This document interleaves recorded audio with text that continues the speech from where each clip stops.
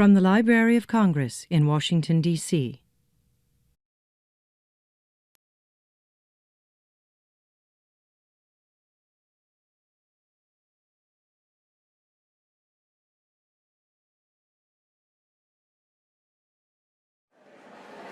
Hello, everyone. If I got to ask you to start taking your seats, and we will begin the program. I know we've got a jam-packed program this evening, but first of all, good evening. I'm Betsy Peterson. I'm the director of the American Folklife Center here at the Library of Congress, and I'd like to be the first to welcome you here this evening, and I want to extend a special welcome to members of the Association of Tribal Archives, Libraries, and Museums as you kick off the annual 2015 conference here in Washington, D.C. Welcome. And I also want to say happy birthday to Susan Feller. So I'll just get it out there and embarrass her. For those of you unfamiliar with the American Folklife Center, just a couple of words. The AFC was established in 1976 by an act of Congress with a mandate to document, preserve, and present the diverse cultural traditions found in the United States. The archive of the American Folklife Center, however, has been in existence since 1928, and as you can imagine, it's grown quite a bit over time, and is now the nation's largest repository of sound recordings, photographs, motion pictures, and other materials that document the richness and diversity of traditional culture, all traditional culture in the United States and beyond. This evening is the culminating program in the library's public program series entitled Many Paths to Freedom, it must have a colon, looking back, looking ahead at the long civil rights movement. We at the National Library here are especially looking forward this evening to hearing Native American perspectives on the crucial topics of civil rights, equality, and justice. While I know there's a full menu of activities for all ATAL members scheduled over the next few days, I do hope you will find time to come back to the library and take in the wonderful exhibition upstairs on the Civil Rights Act of 1965. The exhibition features treasures from many different library divisions, including a number of oral history interviews from the National Civil Rights History Project, which the American Folklife Center has been jointly carrying out with the National Museum of African American History and Culture at the Smithsonian. So please come back if you can, and if not this time, please come back again. I also want to acknowledge a number of people and organizations who have come together to produce this evening's event for the ATAL conference. And of course, thanks to the staff here at the center and across the library for making the many events this afternoon happen and for making this evening happen. We also want to acknowledge our co-sponsors within the library, including the Law Library, the Interpretive Programs Office, and the Educational Outreach Program. And finally, we also want to thank our external sponsors, the Institute for Museum and Library Services, the Ak-Chin Community Council in Ak-Chin, Arizona, and the Yochadihe Wintun Nation in Brooks, California. And with that, I would simply like to turn things over to the Deputy Librarian of the Library of Congress, David Mao, and welcome.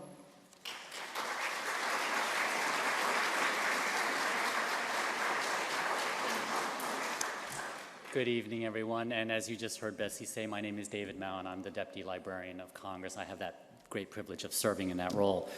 So on behalf of the Librarian of Congress, Dr. James H. Billington, and my colleagues here at the Library of Congress, welcome to all of you to this magnificent building, the Thomas Jefferson Building of the Library of Congress. Betsy just mentioned, I think, that this evening's program is entitled Civil Rights, Identity, and Sovereignty, and yes, there's a colon, Native American Perspectives on History, Law, and the Path Ahead. It's a very long title, but it's also very, very important. We here at the library are very, very honored to be a host to this evening's program, and because, especially since it's the beginning of the 2015 International Conference of Indigenous Archives, Libraries, and Museums. And I think most of you know that the program or this conference is hosted annually by an association, our partner in this event tonight, the Association of Tribal Archives, Libraries, and Museums, ATOM. And I also understand that for over a decade, the association has brought together through these conferences hundreds of dedicated library, museums, and archival practitioners like you from across the United States and even from around the world. And it's to do so, to share experiences and learn from each other on how to preserve, protect, and sustain the cultural knowledge and heritage of Indigenous peoples across the globe. So again, like I said, the Library of Congress is very delighted to be a part of this ongoing program and effort. And so I really just want to say thank you and also commend not only you, the people that are part of this program, but the association and most particularly the president and CEO, Susan. Where are you, Susan? Oh, there you are. Happy birthday. And I heard somebody start singing happy birthday, so maybe we should stop and do that now. Can we sing happy birthday to you? Who started it before? Please. Happy birthday to you. Happy birthday to you. Happy birthday, dear Susan. Happy birthday to you.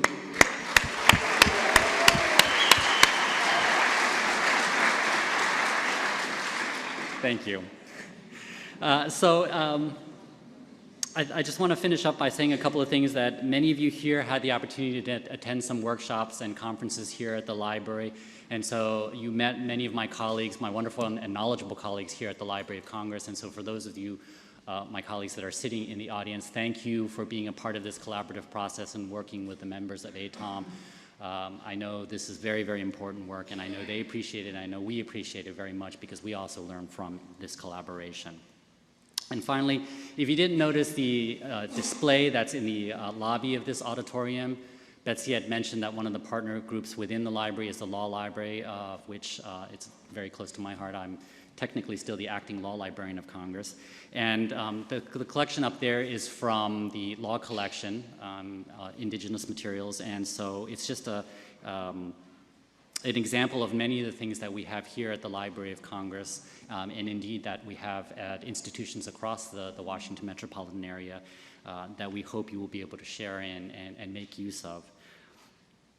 Because we're all committed to helping you to uncover and make use of these materials, to go about sharing them and teaching and learning from them as we reach out to across the world. So with that, I want to invite you to join me in welcoming Letitia Chambers, the chairman of the association's board.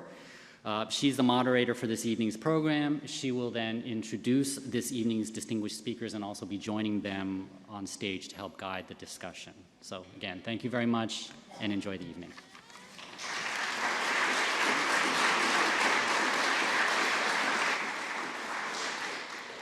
Good evening. It's a pleasure to be here this evening. I've come in from Santa Fe, New Mexico, where I live now, but I see some familiar faces in the audience, and that's because I spent 35 years of my career here in Washington, D.C. So to you old friends, I'm happy to see you. As I said, I was here for 35 years, first as staff director of the U.S. Senate Committee on Labor and Human Resources, later appointed by President Clinton to be ambassador to the United Nations General Assembly. I started a consulting business, which I ran for 20 years here before I went back out to the field to be the head of the system of higher education in the state of New Mexico, and then the CEO of the Heard Museum in Phoenix, Arizona. And it was while at the Heard Museum that I joined with a group of people, including Susan Feller, to whom you have just sung happy birthday, and Mary Alice Ball, who is with the Institute of Museum and Library Services, and it was a small group of people, to found ATOM, the Association of Tribal Libraries, Archives, and Museums. And our organization works with tribes on issues related to cultural preservation. It is ATOM's great privilege to join with the Library of Congress this evening, to be a part of this program and to be a part of this civil rights series. You know, most people think of civil rights as an issue related to Black Americans, but it's also an American Indian issue. And while many of the issues that relate to the rights of peoples are the same, American Indians have issues that are unique to them because of the sovereignty of the tribal nations in the U.S. And so our first speaker this evening is Walter Echohawk, and he's going to talk about both the particulars of the civil rights movement that relate really just to Indian people, and also how the civil rights of American Indians and other peoples of color in the U.S. are intertwined. Walter has had a very distinguished career. He's a Pawnee Indian from Oklahoma. He took his law degree at the University of New Mexico.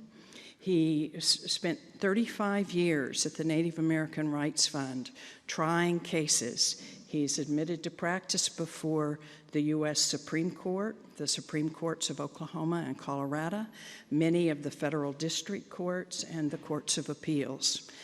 He's tried some of the most significant cases in Indian country. He's retired from NARF at this point, but is now of counsel to Crowe and Dunleavy, the largest law firm in Oklahoma, and he serves as the Chief Justice of the Supreme Court of the Kickapoo Nation of Oklahoma. He's recently written a couple of books, and he'll be doing a book signing this evening after the session on a book that has my favorite title, which is In the Courts of the Conqueror, the 10 Worst Indian Cases Ever Decided. So without further ado, Walter.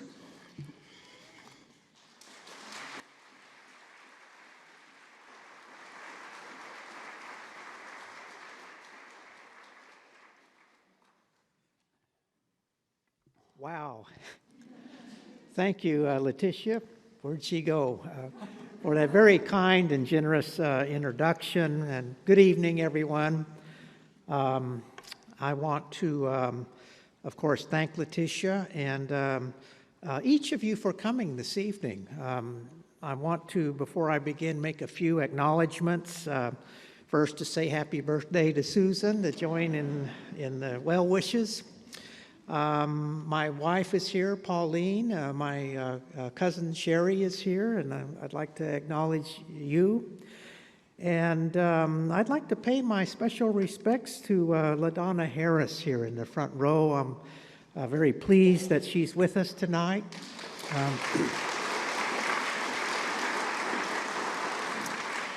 I've really admired her for many years. She's been an inspiration. She's one of the grandmothers and first ladies of the tribal sovereignty movement, and we've been blessed, by you over the years. So I'm pleased to serve with you this evening.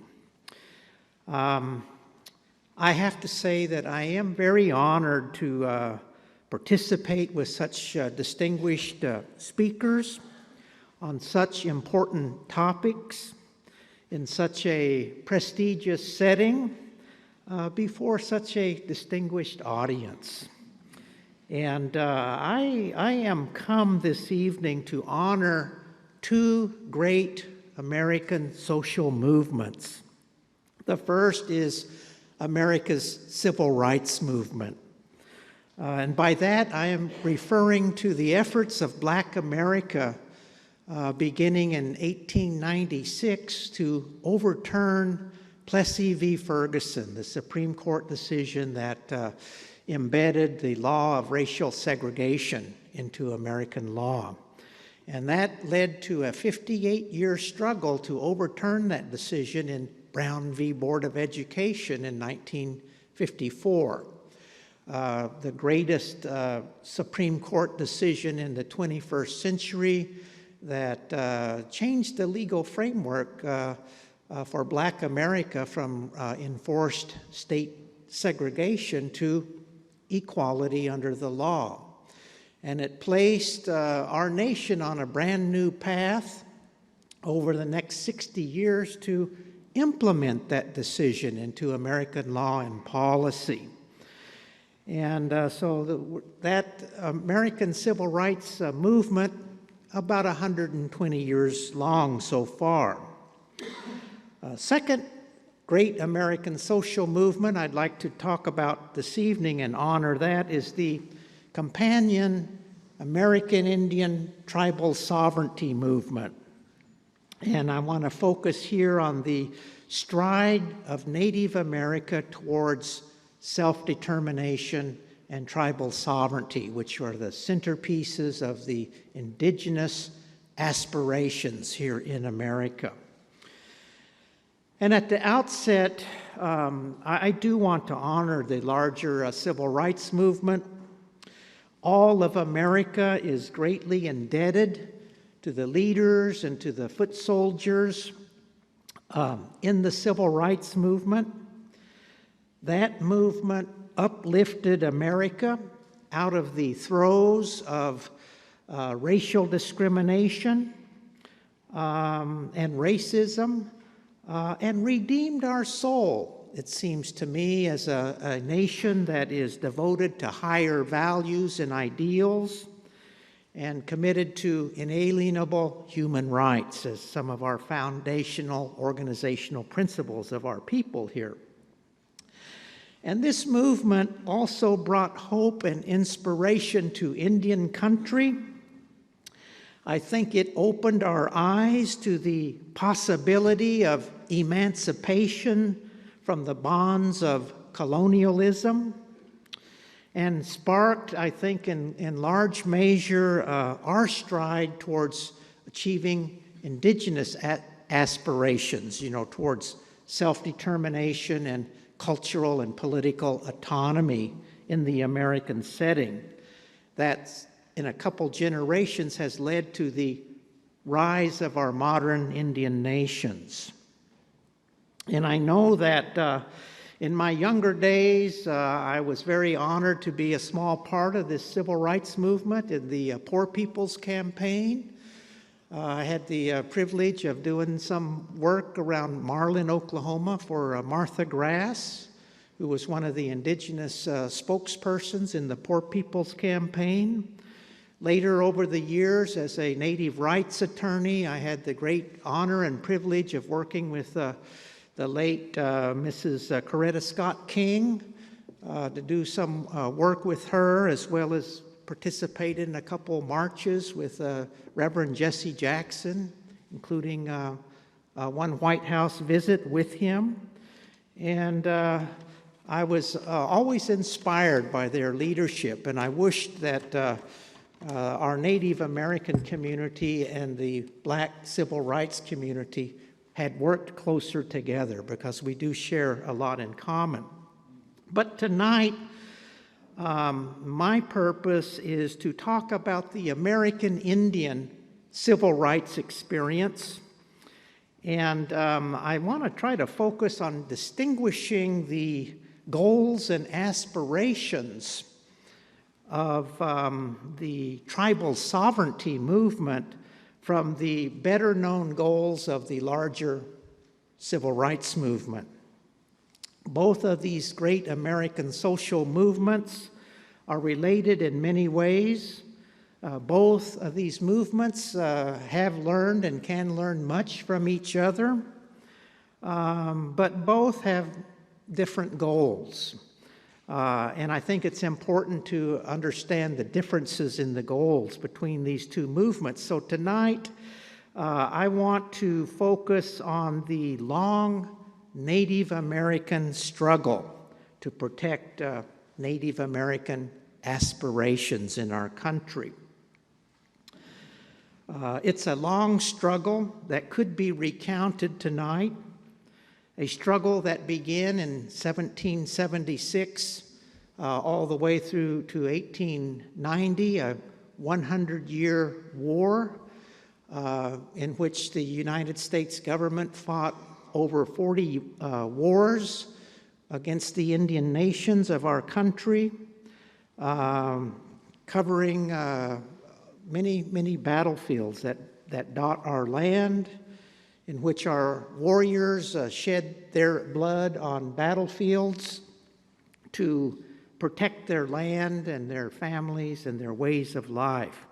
And we have a legacy of many patriots, from that 100-year war. It could be recounted, these efforts in countless treaty negotiations between our tribal nations and the United States that have resulted in over 300 treaties ratified by the Senate and signed into the law of the President that now form the supreme law of the land, where our forebears attempted to use peaceful methods, avenues to negotiate their place in America, only to see most of these treaties broken and with the promises betrayed, again and again by the government.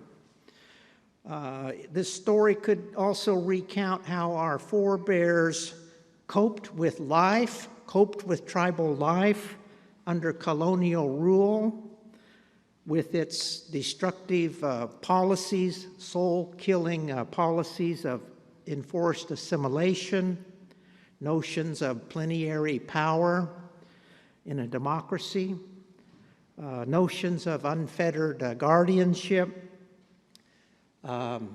efforts of cultural and religious suppression, and even termination of the political relationship between the United States and Indian nations established by treaties.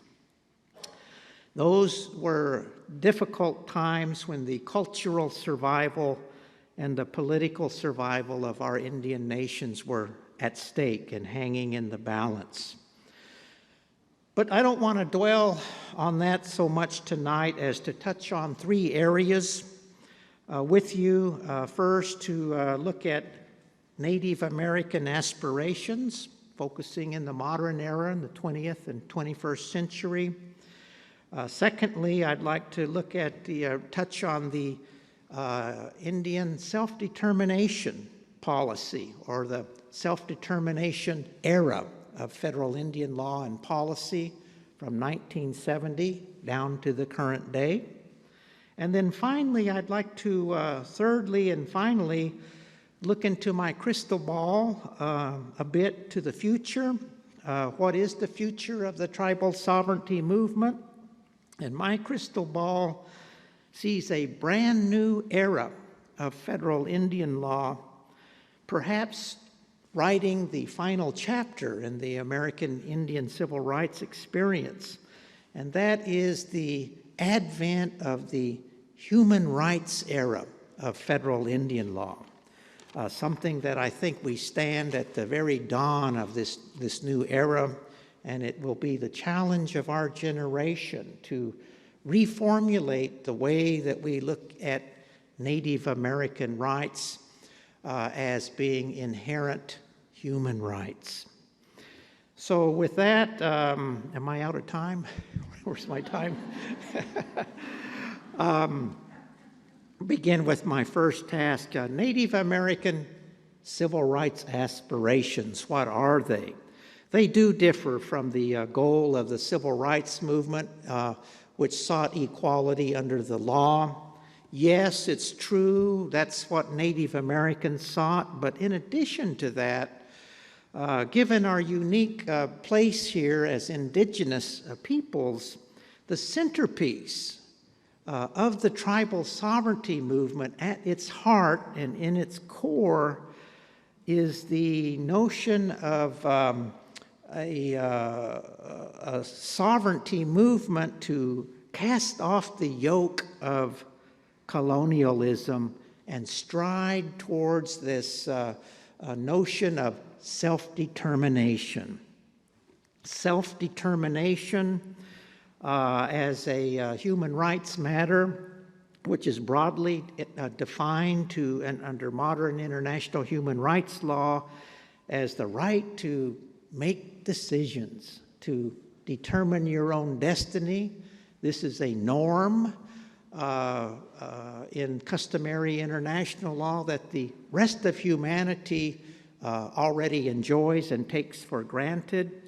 It includes the right of self-government, the right of indigenous institutions, the right to enjoy a political integrity, cultural integrity, the right to own lands, all as tribal nations in the American setting. This is not a Native American quirk, but rather a common aspiration shared by indigenous peoples worldwide, by some 350 million Native people around the world, who seek the simple right of the power to determine their own destinies. So that aspiration for self-determination is what separates the American Indian tribal sovereignty movement from the larger civil rights movement. Secondly, I'd like to talk a little bit about the self-determination era in federal Indian law and policy, which is the legal framework for Native Americans in our Indian nations from 1970 to the present date, and go back a little bit to the 1950s and 60s when our nation's Indian policy was one of termination. It was the low point in Native affairs, where the government and acts of Congress sought to terminate the political relationship between our Indian nations and the United States government, sell off our lands, turn us over to state jurisdiction, assimilate us away into mainstream society to make us disappear. Very dark era. And in that period, the 50s and the 60s, our forebears at that time, our tribal leaders, faced these destructive policies of termination. And their goal at that time was to avoid wholesale and immediate termination. And they fought to coax the government away from these destructive policies towards a more enlightened Indian policy of self-determination.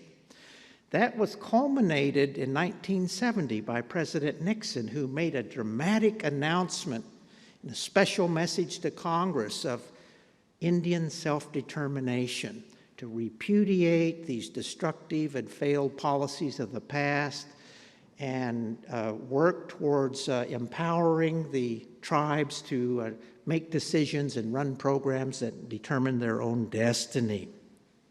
That has been our nation's policy of all presidents, of all Congresses, since that date down to the present time.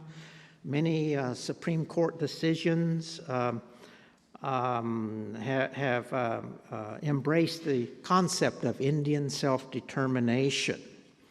And at the very dawn of this era, in 1970, it was the challenge of that generation to implement self-determination for each and every tribe across the country. And that has become the work of 2 generations. Many of our tribal leaders at that time and that era and foot soldiers are no longer with us.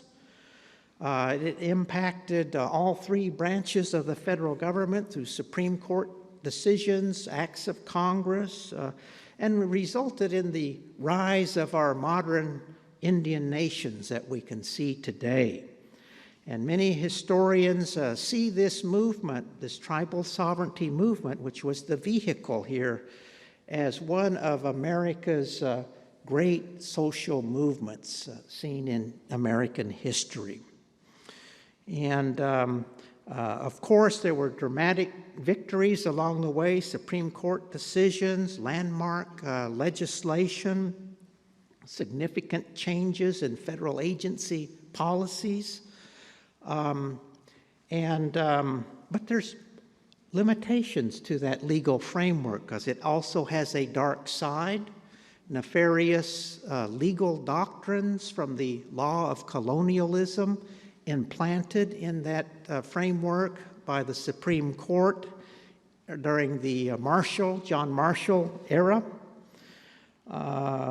Notions of race and racism, notions of unfettered plenary power, absolute power over Indian people, vested in the Congress in a democracy, that have rendered our victories vulnerable and have led to a retreat by the Supreme Court to where we've lost over 80% of our cases before the Supreme Court, on a trend towards trimming back on our rights, hard-won rights. And so I think, and I would submit as I wind down here, that Native America perhaps has come as far as it can go now in its aspirations under the current legal regime, that to go any further in our aspirations, we have to turn and confront that legal regime and create a new legal framework, I think, based on human rights, to go further in our aspirations, to seek a more just foundation, a stronger foundation for our rights as indigenous peoples, as inalienable and inherent human rights. And we are living now in a historic time because we do have this human rights era. What are human rights? Our founding fathers were familiar with them. They understood that these are rights and fundamental freedoms that all human beings enjoy in the societies that they live in. And these kinds of rights were written into the Declaration of Independence and used as the organizational principle to found our nation. The human rights precepts were upon the lips of our people at every historic juncture in American history during the rise of our democracy.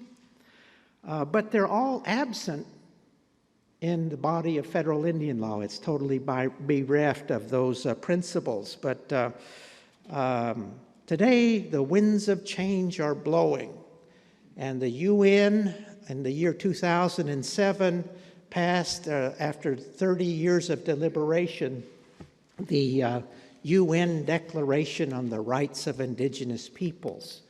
That was endorsed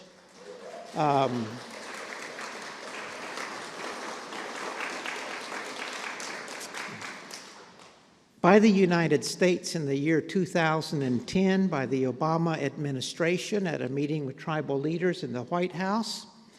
150 nations around the world have also endorsed this landmark human rights declaration, making it the new order of the day.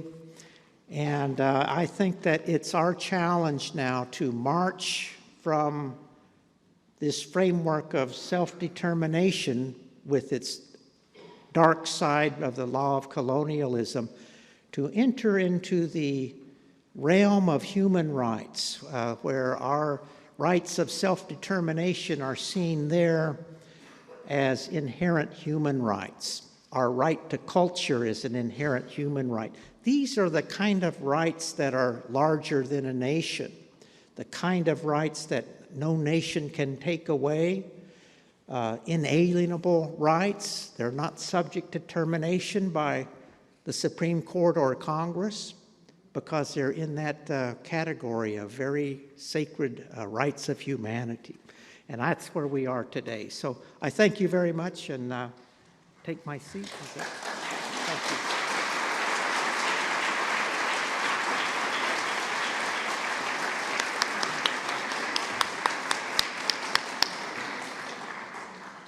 Thank you, Walter, for that wonderful presentation.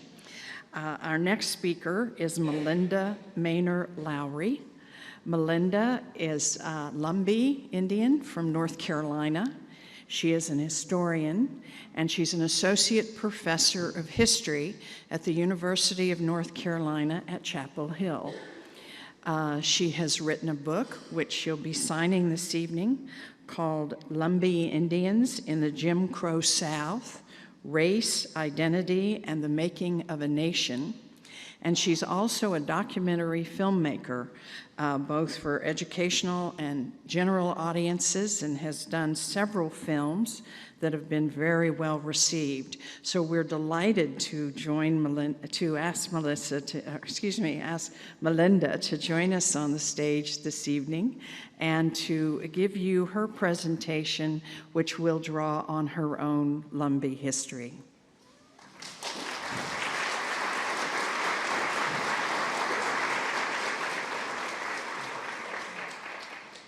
Good evening, everyone. I want to say thank you first to the Piscataway Indian Nation on whose land we sit, and those indigenous nations of Virginia who are also represented here tonight. Thank you to all of those tribal citizens who have worked so hard to keep their cultures alive and keep those communities in our hearts and minds here in Washington, D.C. I also want to say thank you and give a shout out to the Lums in the audience. So, Mr. Jimmy Locklear. Mr. Jimmy Locklear basically holds down the National Museum of the American Indian. If y'all don't know Jimmy, just roll up to the museum and blow, as he says, and he will treat you like royalty. Thank you for coming. My cousin Jody Cummings, who is an attorney with the Interior Department, woo, and his wife Tina are here tonight. Thank you guys for being here. My partner Grayson Creech is here. Thank you. My other fictive kin, Ashley Minner, is here. She's from Baltimore, born and raised in Baltimore. If there's any other Lums in the audience that I missed, then hey. And thank you all for being here. I am a historian, and if you're not familiar with Lumbee history, I'm going to just give you the quick three-pointer introduction. The Lumbees are the largest tribe east of the Mississippi, and our ancestral territory, our ancestors come from the territory between the James River in Virginia and the Pee River in South Carolina. Today, we are centered around the southeastern North Carolina section. If you drive down I-95 and you hit that tourist trap called South of the Border, you've gone too far. Turn around. Go to Fuller's Barbecue at exit 22, and you will be in the heart of Lumbee territory. Well, not really, but you'll get some really good Lumbee food there at exit 22. Not too far from here, about a good 5-hour drive. So check it out when you get time. We have a fascinating history, and I really appreciate Walter's introduction to the framework for our discussion tonight, because I'm going to talk a little bit more about how the Lumbees have seen these same themes over time. So picture it in your minds, June 1956. It's the middle of the Montgomery bus boycott, after the point where white Alabamans began bombing churches in retaliation for blacks' resistance. In June of that year, Congress passed the Lumbee Act, and that act recognized us as Indians, as an Indian tribe, but refused to afford us the benefits or services because of their status as Indians, as the law quoted. This is sort of a common slight misconception about Lumbee people, the idea that we're not federally recognized. In fact, we are federally recognized. Congress told us, oh, you're Indians. We're like, thanks. We knew that already. But they also said, we're not going to give you any of the reparations that are due to you or to your ancestors for all that was taken from you and the lives that were lost.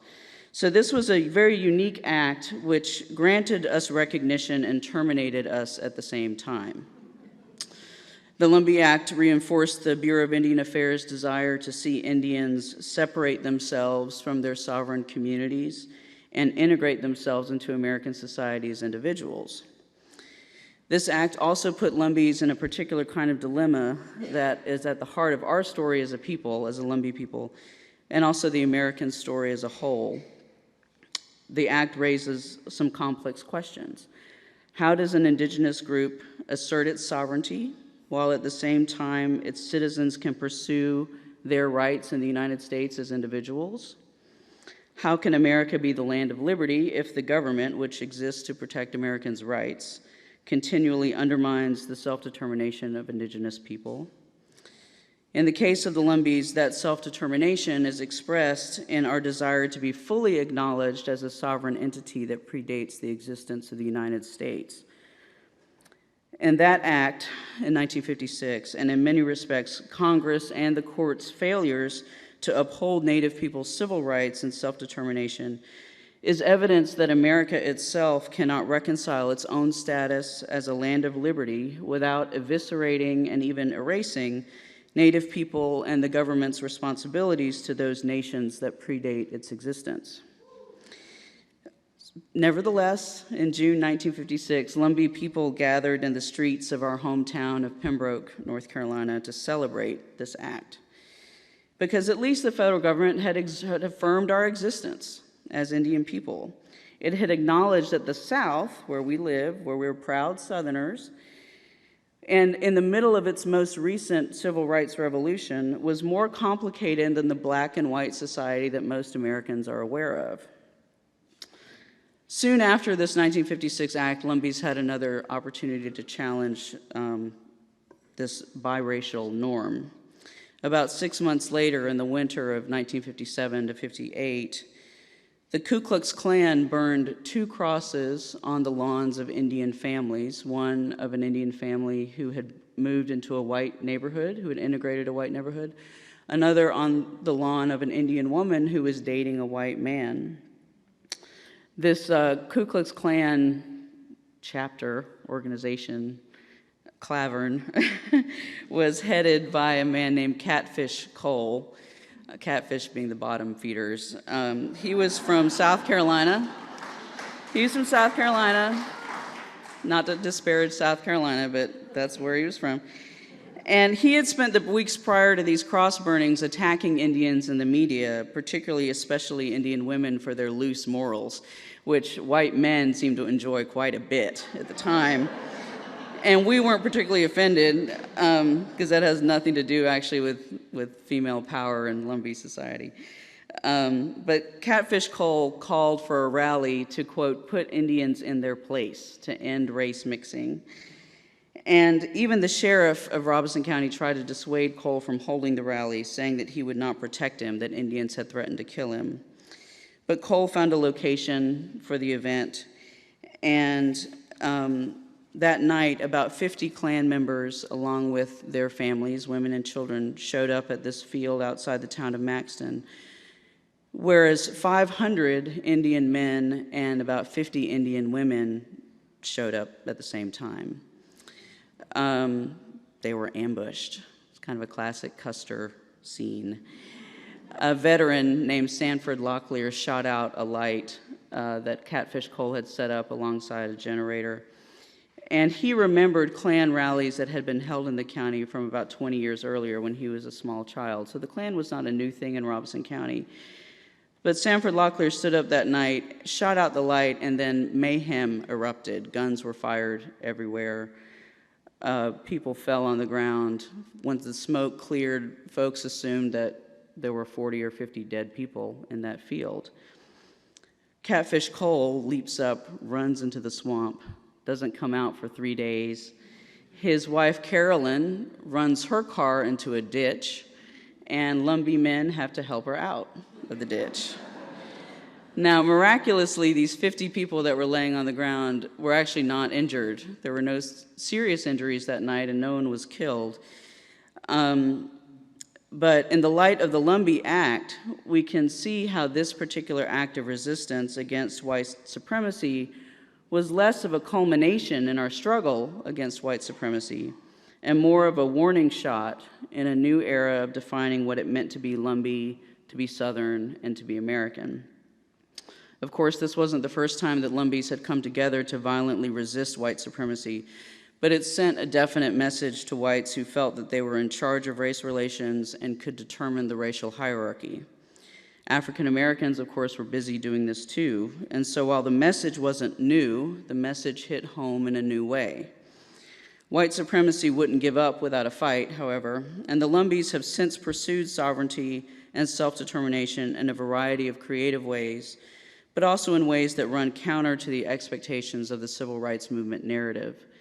The most prominent of these is the fact that full federal acknowledgement still remains elusive for the Lumbee people. Now it's in the hands of Congress, and which shows us that while grassroots and legal efforts to shape Indians' fortunes in self-determining ways can be successful, as they were against the Klan that night in 1958, the standard of the federal government ensuring rights against the abuses of states is not working in the case of the Lumbees. As I understand it, it's not necessarily working in Oklahoma that well. It's not working in California that well. It's not just us. So thank you very much. I look forward to being able to elaborate further in a few minutes.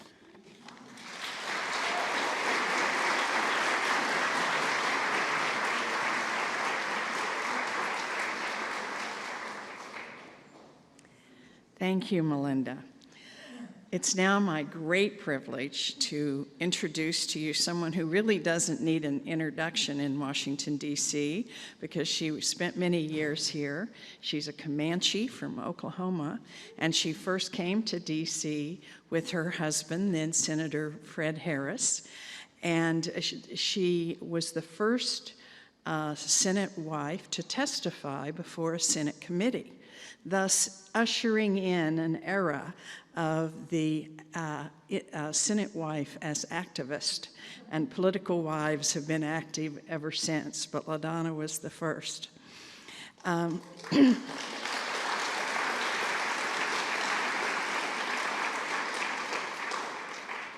LaDonna is the founder of Americans for Indian Opportunity, which is a wonderful organization that has many interesting and effective programs, but the one that I think she's best known for is a program that works with young Indian leaders.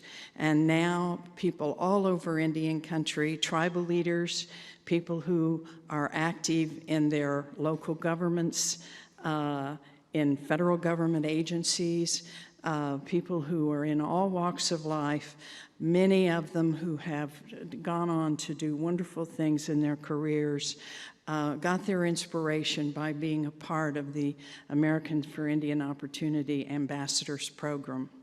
And I see some ambassadors in the audience tonight that were a part of that young leadership program. LaDonna not only founded AIO, but she was instrumental in working with others to found the American Indian Housing Council, the Council of Energy Resource Tribes, or CERT, and several other organizations. And she was appointed by 4 presidents to presidential commissions. And those presidents were Johnson, Nixon, Ford, and Carter. So it's kind of amazing to think that one person would be nominated by 4 presidents, 2 different parties, but it really indicates the great esteem with which LaDonna Harris is held. And we're very honored to have LaDonna with us tonight to share some of her experiences, not only as an Indian activist, but as a feminist, an environmental activist, and someone who's been involved in world peace movements. LaDonna?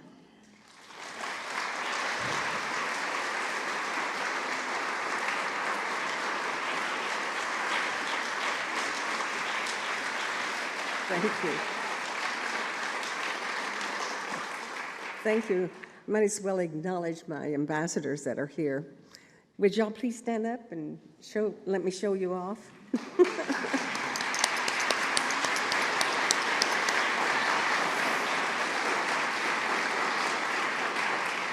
I'm known as Mama LaDonna to 250 Native Americans leaders across the country, and now we have a sister organization in New Zealand, and so I have 200 more where I am Mama LaDonna. So that's my proudest moment. What you just saw is my blessing. I just want to I really want to thank Walter because he kind of set the tone for me, because I'm going to tell you how it felt going through all of some of those things that he mentioned. I first got involved in the civil rights movement, which was kind of strange, in Lawton, Oklahoma, but Oklahoma was pretty progressive then. Sorry. And they had passed trying to get some settlement on integration of schools, and the governor at that time said, well, separate but equal. And it didn't make sense to me. Indian children could go to public schools, though we had my parents and grandparents had to go to Indian boarding schools. That the separate but equal, and particularly when Fred was in law school, when the law was passed through the legislation, there was a rope down the center of the classroom like this, the auditorium, where they taught law.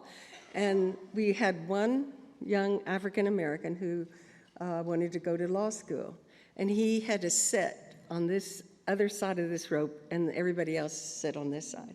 It was so gross. I mean, the idea of, and of course, Comanches we're collective, we're a communal society, and to leave someone out is just the most horrible thing you could do to someone.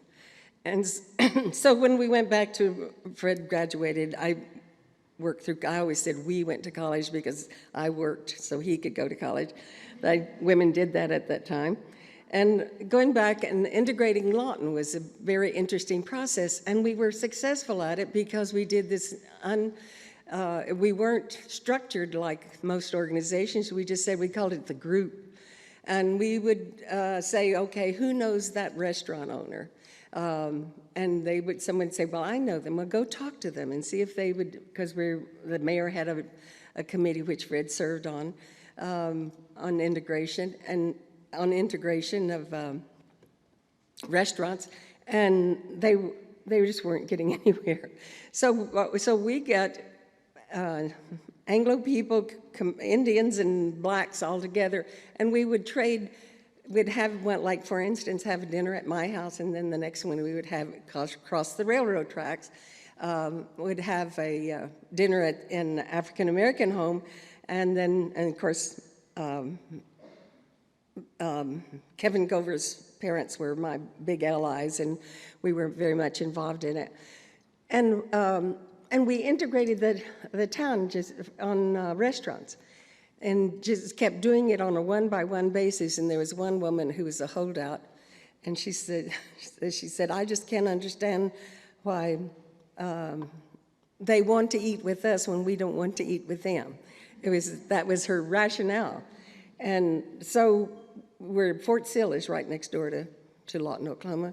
It's a military installation. And so we talked to the officials and made that restaurant off base and it was an all-night restaurant, so soldiers couldn't go there. So she quickly changed her mind, and we integrated town. Then I got to thinking, and then the schools were integrated, and it made me think about, well, what about our children? And I got some information that 75% of our Indian children were dropping out of school in Western Oklahoma. And oh my goodness, why is that? And well, I remember because I was dyslexic I am dyslexic, period. And going to school, I was really looking forward to it. And I lived with my grandparents, my Comanche grandparents, because it was right after the Great Depression, and my Irish father went off with the Okies to California, and my mother worked in Indian Health, where you had to live at the hospital. And so it was the most wonderful thing living there, and Comanche was our first language at home. Papa couldn't speak English as well, but he could curse in English.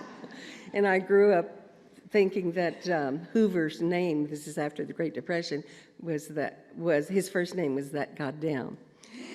And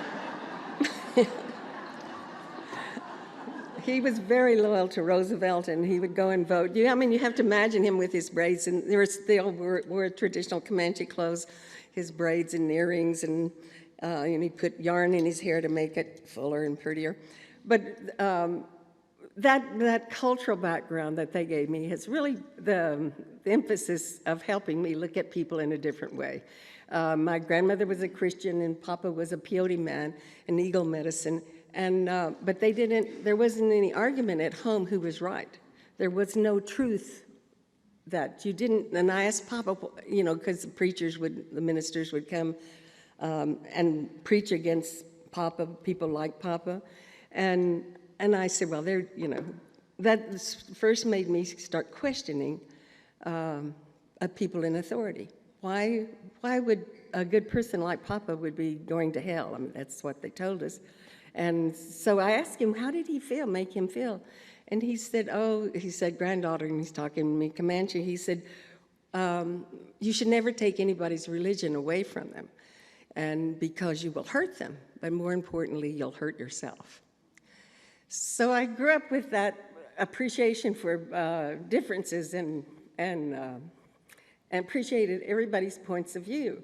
And I figured there isn't one truth. There's a truth for me, and there's a truth for you, and there's a truth for everybody. Has different points come to their truths in a different way.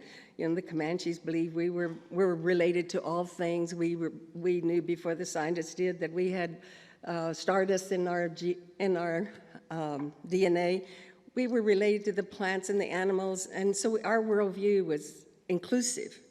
We did feel bad that we had to occasionally make raids and capture people and increase our population.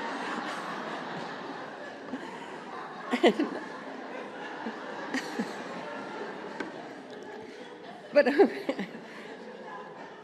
that just made us stronger, We believed in integration.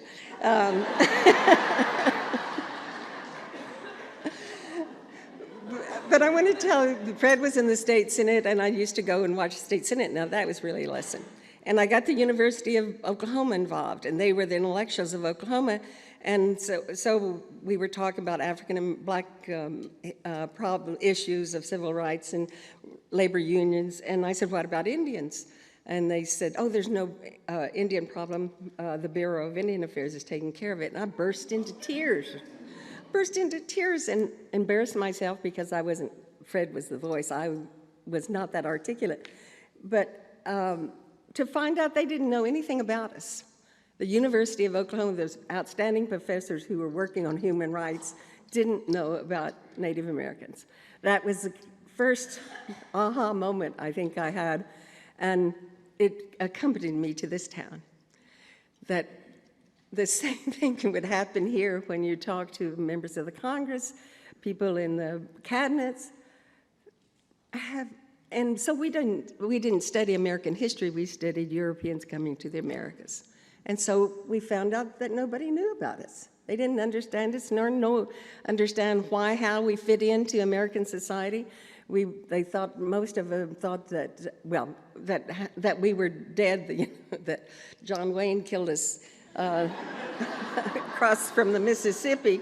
And it was always so shocking. So I became a great admirer of Lyndon Johnson, who started the war on poverty. Well, first of all, he was the first president to put language in his presidential address to the Congress.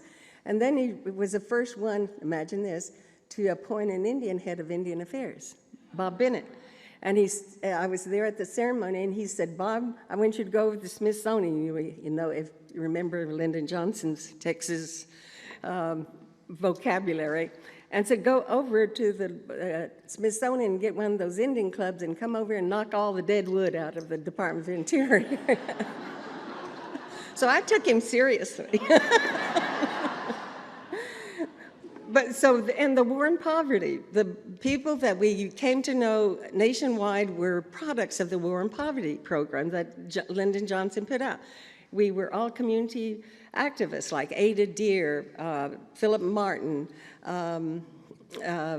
Peterson Zaw, Peter MacDonald. All those people were came out of the war and poverty programs, and it brought a whole other form of leadership that came out of the Indian country. So that affected us. And so we kind of gathered together and we tried to help each other, and finally we organized. And then I served on, Lyndon Johnson appointed this fabulous thing that nobody in the world had ever thought of before, is that an Indian committee of chairmen of tribes to come and sit with members of the cabinet. He called it the National Indian Opportunities Council, and they would sit with the cabinet members, and we would work out what the problems were. Well, he also appointed me because I, at that time, was concerned about urban Indian issues, because that was a major issue that was part of relocating us. And so there I am again. And the Vice President Humphrey was our chair. That was great. And then, of course, the war came along, and Nixon was, then we lost the vice president. He had to take some time in jail, I think it was.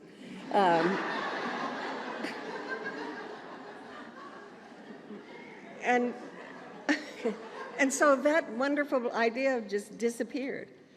And one of the things I learned out of that was we have to institutionalize the changes that we make. They were really hard changes. The Taos Blue Lake legislation came up, where the Taos people of New Mexico, the lands had been taken away from them 80 years ago, and they were up here fighting or trying to get help from them.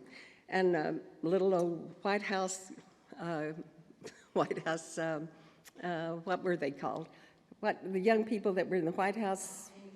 Interns.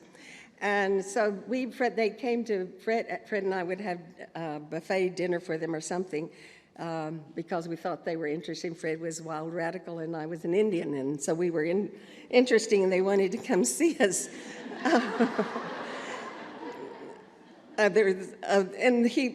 So this young woman said, just took a liking to me. I did her, and as in Indian country, when you have that relation, then she was my daughter.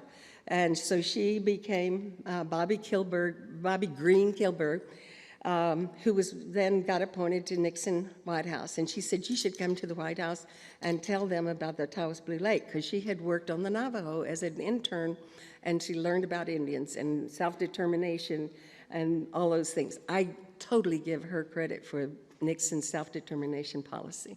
Bobby Green Kilberg, she's here in Virginia now, still a Republican, but she's a wonderful person. She's still my daughter, so I have to.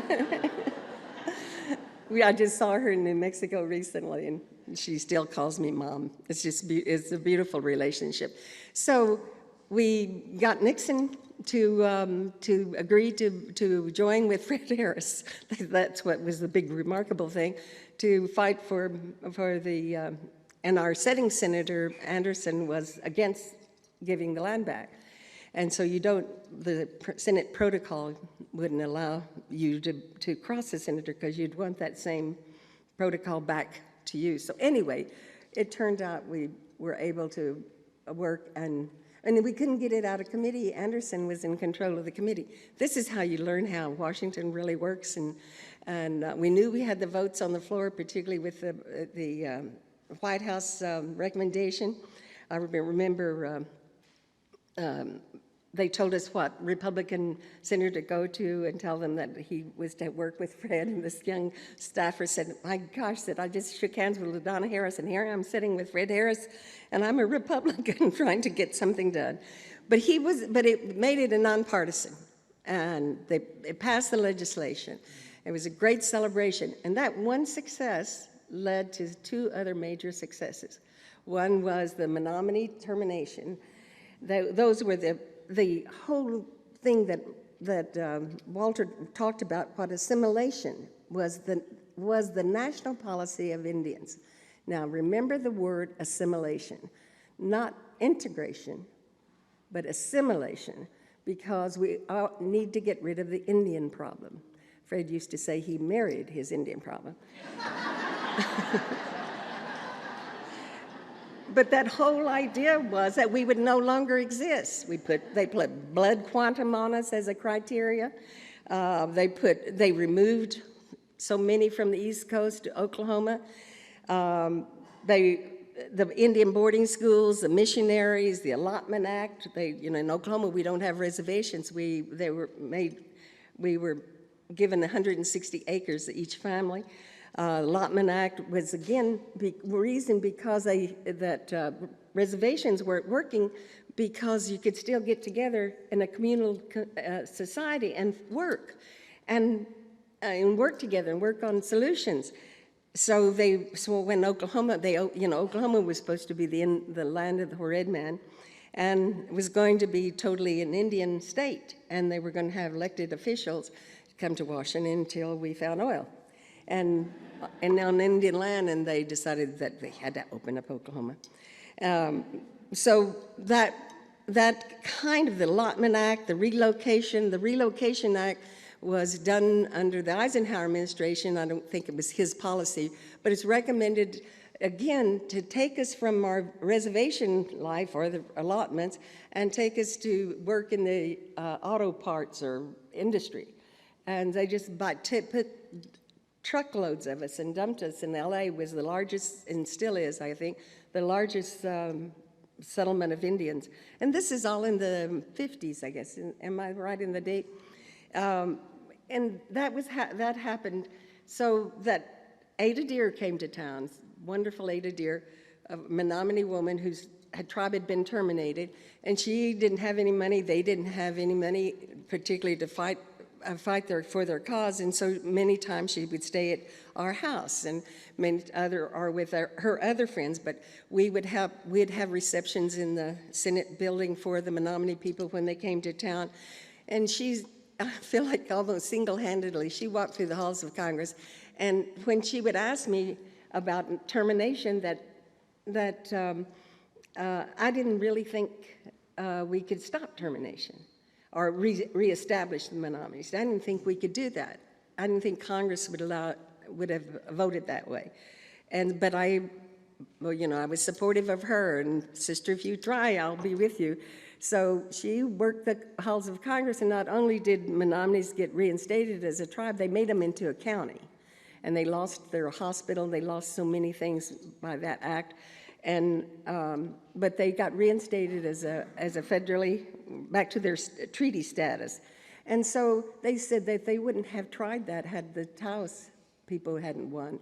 And then the Alaskan claims came along. Oil was discovered in Alaska, and they hadn't decided, after the United States bought Alaska, hadn't decided what part did the natives own, and what, so they discovered oil, and they were about to develop it, and one little Eskimo came down and said, and he even had a speech impediment, and he said, well, they're going to pay us money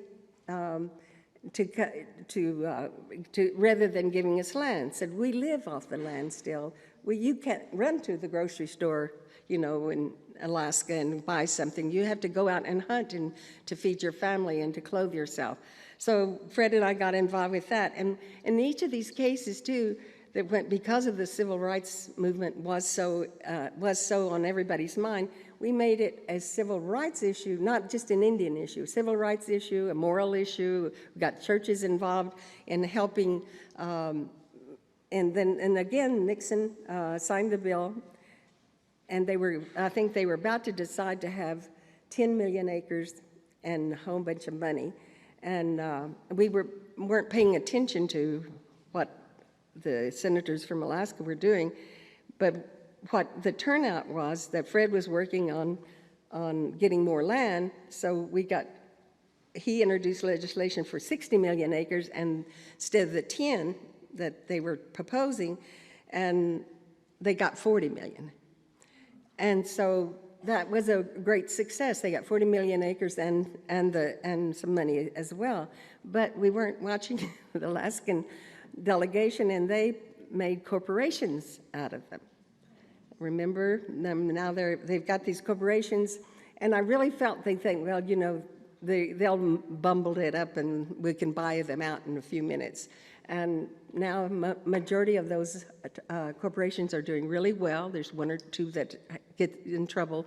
But it's that personal thing. I just want to some way share with you what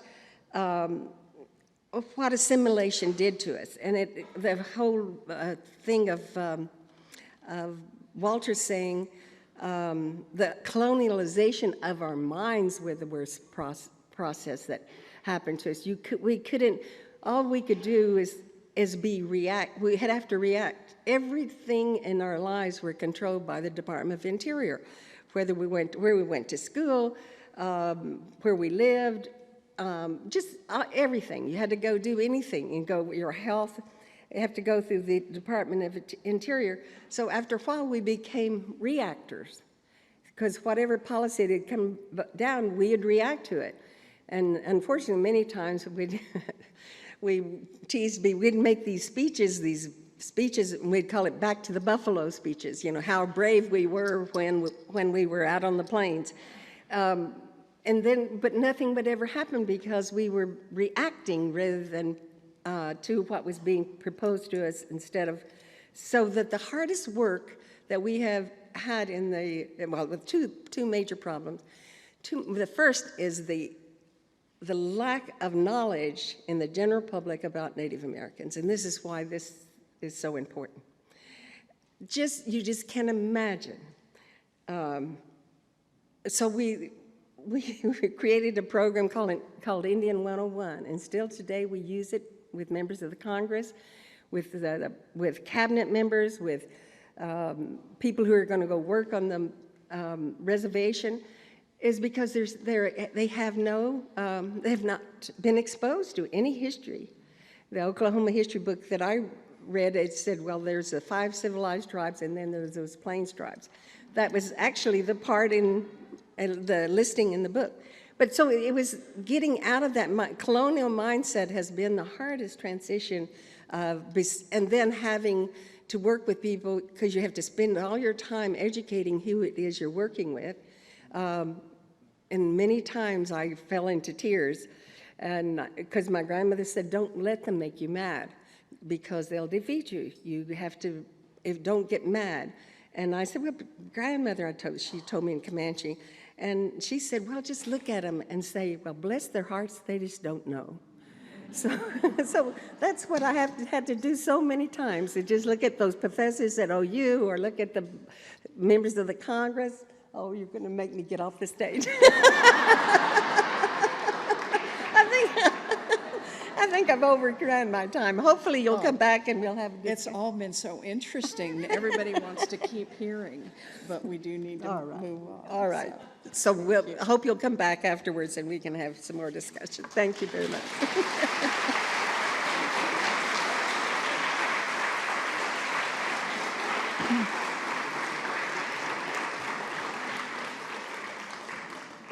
LaDonna is always so fascinating, and her stories make you feel like you're there when things are happening. She's just wonderful, and we could listen to her all day long.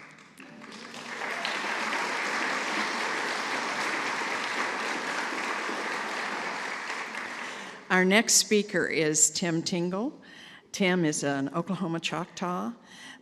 He actually grew up part of his life in Texas, but we won't hold that against him. And he, as a young man, went back to Oklahoma and began collecting Choctaw stories. And he was inspired by his great-great-grandfather, who had walked the Trail of Tears, and wanted to know more about his tribal heritage. And he has done some historical research. He took a master's in English literature at the University of Oklahoma, and he has written several books, and both for adults and for children. And he's won a Children's Book Award, and one of his children's book was a New York Times editorial pick. And he's best known, though, as a storyteller. The oral tradition of Indian country is something that Tim excels in. So he both writes and gives us oral history. And he's going to talk today partially about his latest book, House of Purple Cedar, and he'll be signing it later. So, Tim?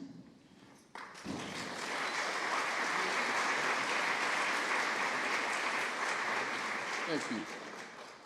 It is an incredible honor to be here with these distinguished speakers. Let's give LaDonna Harris another round of applause. Every one of us could have listened to her all evening long. My friend and I, Greg Rogers, who was my closest writing buddy, and those of you who are writers know that every writer needs a writing buddy, someone who sees everything you write before it goes to anyone else, someone who's part of the culture. He was also Oklahoma Choctaw. Someone who will fuss at you, cuss at you, slam the phone down at you, and you recognize they're telling the truth. So in a few moments, I want to sing Amazing Grace in Choctaw as a way of honoring Greg Rogers, who is here with us today in spirit. A few days before Christmas, he walked to the other side. But LaDonna opened the door with a bit of humor. Choctaws are very serious people. But we started a Choctaw tradition at the book festival, the National Book Festival this past year. And the tradition is whenever the Choctaw speaks at the Library of Congress, he will always put on a ceremonial Choctaw headdress given to him by the chief beforehand. And since it's Susan Feller's birthday, she will later receive the ceremonial headdress that I have tucked here for you, given by the Choctaw chief.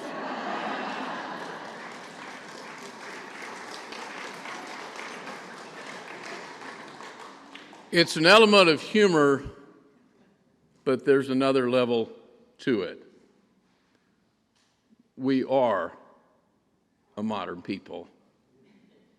We have survived. And when you speak of the misrepresentation, I was raised in the Texas Gulf Coast, and I knew from the time before I even attended elementary school that I would be a writer. I didn't know there was such a thing as a storytelling profession. Although when I worked with my dad on a pipeline in Virginia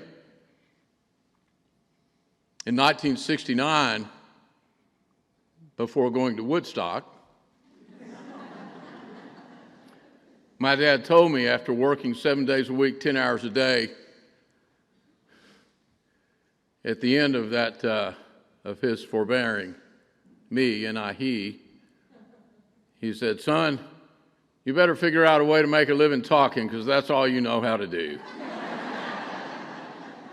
It was decades later before I recognized that was my father's Choctaw blessing for me as a storyteller. What could I do?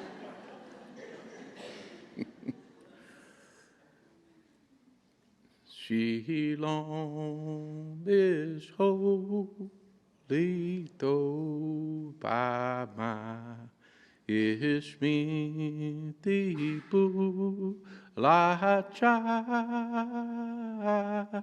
hata kilba shapia ishbi yokpa laski. It is our national song, our national anthem of the Choctaw people, and it was sung by John Carnes, which is the name we know him. I'm sure he had another Choctaw name before he began his walk with the family on the Trail of Tears in 1830. I knew from having heard the story of his surviving the Trail of Tears and carrying his mother's bones to be buried in Oklahoma, the land of the red man.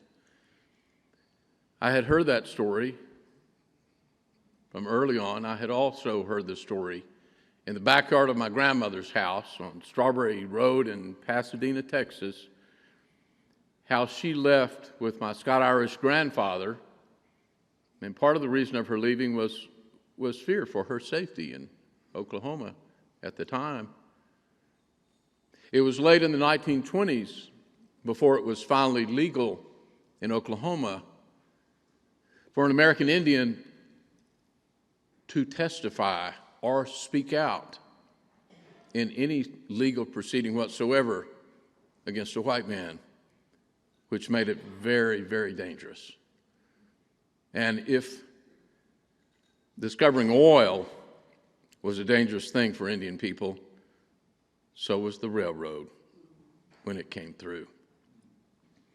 My grandmother was so excited, and as the family story goes, when she first arrived in the home on Strawberry Lane in Pasadena, they had 50 acres. They had livestock, they had cattle, they were to plant strawberries. And she stepped out her first morning on the front porch of the new home, and just as she had done at Goodland Academy, they said she would wander down to the tiny little lake on Goodland Academy and greet the sun and sing the song I just sang for you and help the sun arise. She stepped out as the sun was rising over the elm trees across the road and began to sing Amazing Grace in Choctaw when she was pelted with rocks by neighborhood kids who didn't want an Indian. Their parents had told them an Indian was coming to live in the neighborhood, and they pelted her with rocks and cut her face, and she stumbled back inside the house. It was 50 years before she would ever step out that front door again for a family photograph, when people realized she would not be with us that much longer. But 2 years before her death, she was blind for half a century. She had never seen any of her grandkids, but 2 years before her death, she received a cornea transplant. And for the first time, she was able to see her 42 grandchildren. We were lined up on the long corridor of the hospital. And my Aunt Bobby said, as you walk inside, she wants you to go in one at a time. But she wants to try to guess who you are, but be sure to tiptoe. If you don't, she'll know who you are by the sound of your footsteps. She'll know who you are by the sound of your footsteps. So I knew I had two stories I wanted to tell, I wanted to write about. So I began to travel where Choctaws were, and I began to interview Choctaws, and I discovered Spiro, and I discovered the town that used to be, which is now our Choctaw National Cemetery. There's almost no building there. And I began to research, and then I began to write, and I found out that the railroad leaving St. Louis to travel to the West Coast, the first railroad cutting through Oklahoma, had announced that it would stop at Scullyville, which was Boomtown at the time. This was a little over 100 years ago. Boomtown. Scully is the Choctaw word meaning money. Scullyville, money town. There were Main Street hardware stores. There were grocery stores. There were businesses, clothing stores. Scullyville, money town. But there were illegal immigrants in a nearby town of Spiro. They were white people who had no legal status being there. But the Choctaws tolerated them. But when they heard of the decision to stop the railroad at Scullyville, they wanted the railroad. They began to hire people and burn Choctaw homes down and burn Choctaw businesses down and intimidate Choctaws and threaten Choctaws until finally it came down to New Year's Eve, 1896. When all the little girls at a school called New Hope Academy, and now New Hope is a beautiful, beautiful graveyard. New Hope Academy. All the little girls came, and they all brought special gifts they'd made for their boyfriends from a nearby male Indian boarding school, and they would all gather on New Year's Eve and have an all-day parties, which meant all the girls would be there. It was burned to the ground by arsonists who wanted the Choctaws gone, and 20 little girls lost their lives. And when the Choctaws saw that this level of evil would be brought down upon us, the Choctaws left and let them have it. And to this day, if you walk down Main Street in Spiro,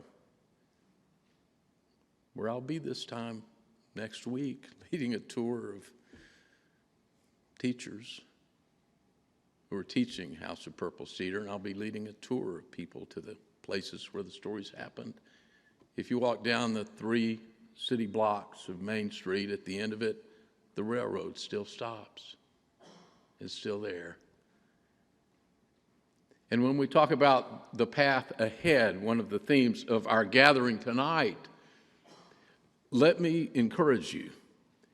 Every one of you,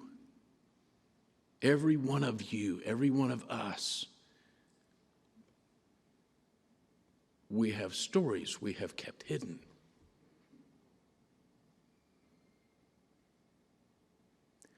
Too many ghosts still linger in the graveyards.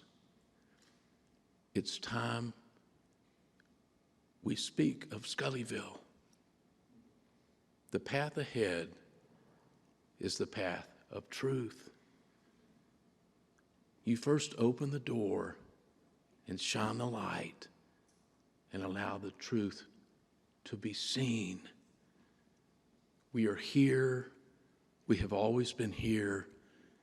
We are people of the earth, of the rivers, of the trees, of the foliage, of the corn. We have always been here.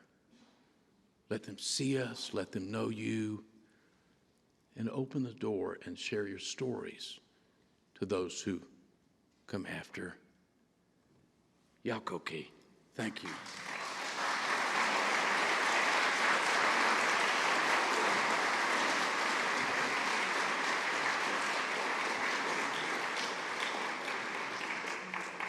Thank you, Tim, for that moving story. And thank you to all of our speakers, each giving us both illumination and reason to reflect and pause and think about the civil rights in the American Indian communities. We're going to take a break now. We are getting ready to start the second half of this program, which is a roundtable discussion featuring our 4 panelists and our able moderator, Letitia Chambers. So we're going to spend about roughly 35 minutes, after which time the folks whose books you bought, and I assume you've all bought several copies, will be available for a signing out in the lobby. So thank you again for coming and listening, and I'll turn it over to Letitia Chambers right now. Thank you, Letitia. Well, we're delighted that so many of you came back for the question and answer session of the program.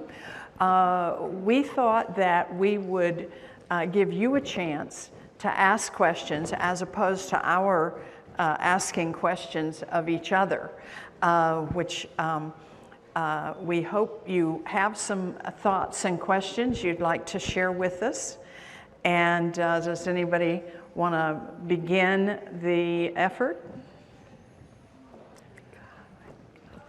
If not, oh, yes, right.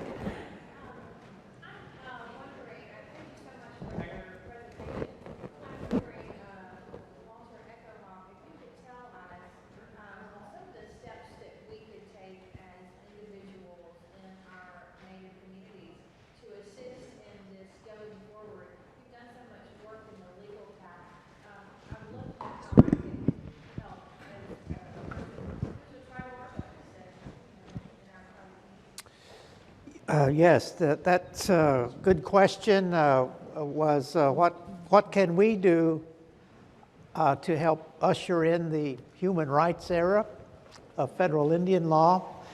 And I think that this ATOM organization, as a collection of our tribal archives, libraries, and museums, through all of the cultural institutions, indigenous cultural institutions that are represented in that wonderful organization, holds in their hands, the treasures, cultural heritage and treasures of Native America.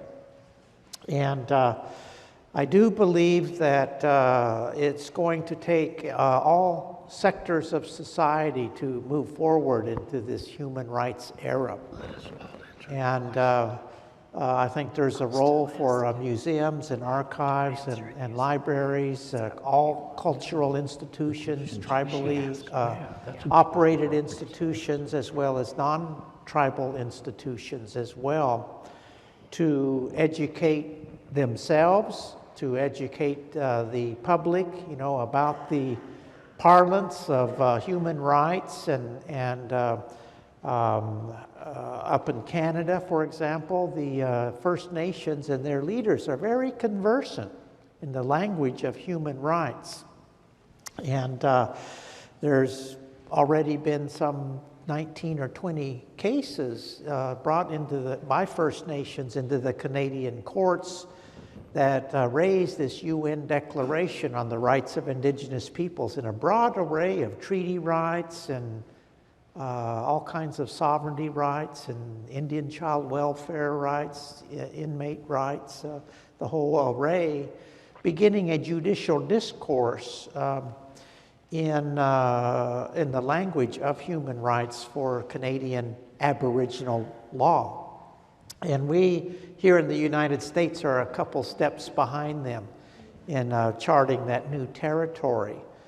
But I think that our institutions are a bridge between cultures, and we have an education task at hand, in the language of human rights, and how that we need to begin a dialogue, a national dialogue about the nature and content of human rights for Native Americans. And our country has never had such a dialogue in the same way that our society looked at questions of slavery and discrimination against Black America and took that on as a serious national discussion. And I think we need now, this UN Declaration opens the door for a dialogue of that nature. And so that we can bring to the fore the nature and content of indigenous human rights that I think are the new order of the day.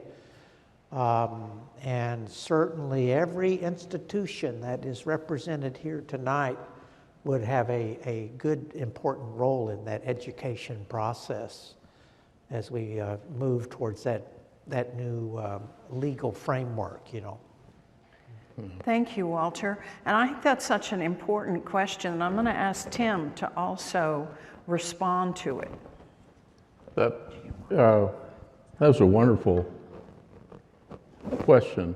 And in terms of moving ahead, if we truly want the battles to continue generations, it really starts in the home. I spent the last week at our Choctaw Labor Day celebration. It's our national holiday that really begins several days before. I had a booth and was doing some signing, visiting with people back and forth, and had a little boy come up, and he was dressed well and he spoke intelligently, and he picked up one of my books and said, "Is it free?"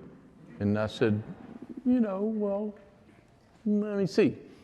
And I was visiting with some people, and I walked him around, and I was going to give him the book. And I opened the book, and it's a K through first early childhood read aloud book. And I said, just read the first sentence. And I was going to let him read the first sentence, then I was going to sign it and give him the book. And I said, what grade are you in? He said, I'm in the second grade. And I said, here, open it and just read the first sentence. He took the book, and the way he opened the book let me know he was unfamiliar with opening books. He opened it this way, and he kind of turned it around, and he twisted it, and I opened it, and I put it in his hand the way you hold a book. And I said, just read the first sentence. And he looked at it, and he looked at me, and he put the book down, and he started running off, and he stopped, and he said, I can't read. And he ran away. And he was an intelligent young boy. We have to make sure our children can read. When Walter and I spoke earlier during the interview, one of the things we had in common is our families all had reading. We could all read before we ever attended school. It really, the fight begins in the home, and it begins with reading. Okay, anybody else on the panel want to comment on this? Well, one who failed the first grade. All of these learned men. Well, it was a traumatic experience similar to this young man. I'm very dyslexic, terribly dyslexic, but nobody knew the term when I was going to school. But I was going to school and was very happy to go to school. And I was living with my grandparents, my sister and I, my aunts and uncles, and my cousins lived down the road. You know, there was always a house full of kids, relatives. And so it just was that, our house was always that alive with activity. And went to school and met Dick and Jane, whose first book was Dick and Jane. Remember Dick and Jane? Well, that was what America looked like. That's what we were taught. And that wasn't the way my home looked like. And I said, oh my gosh, you know, it really broke my heart. And I went and worried about it. I went on the cellar and cried.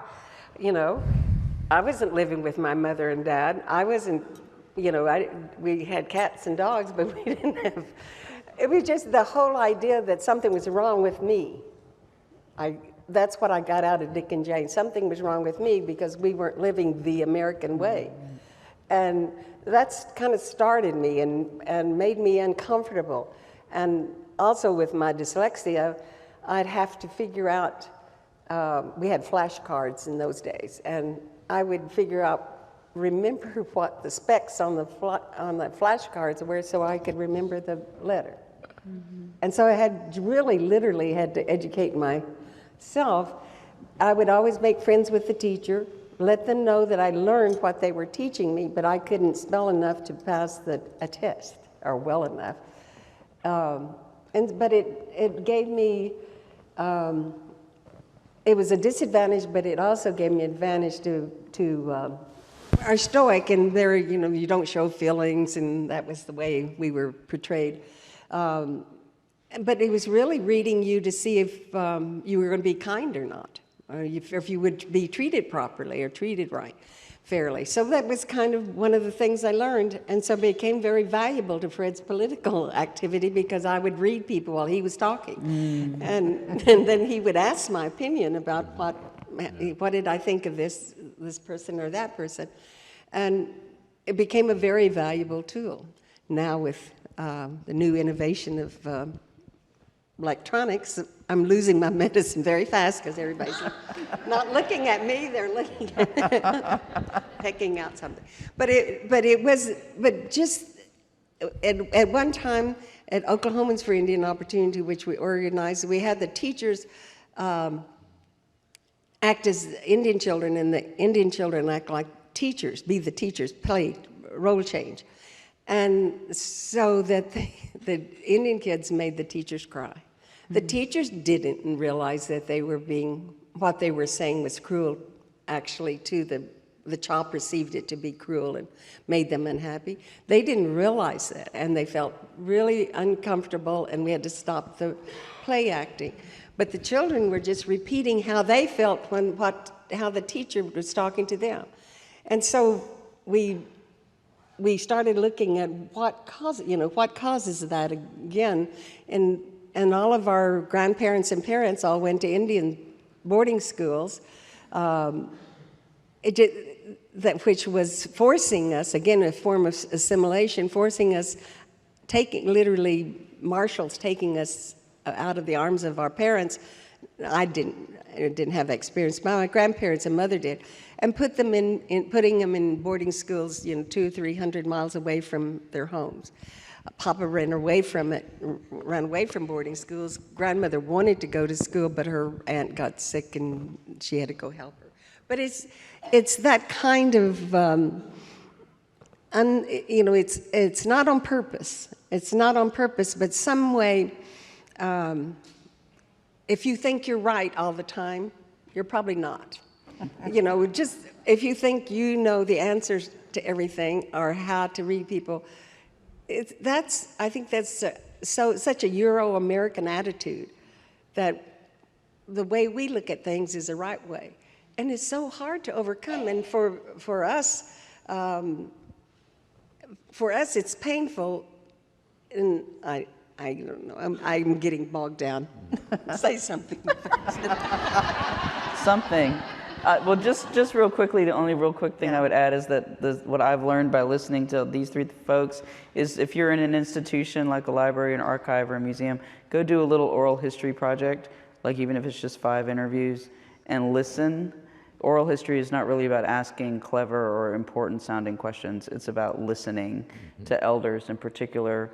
And that's I think, a really concrete thing everybody can do. Thank you. We had a question out here, right here.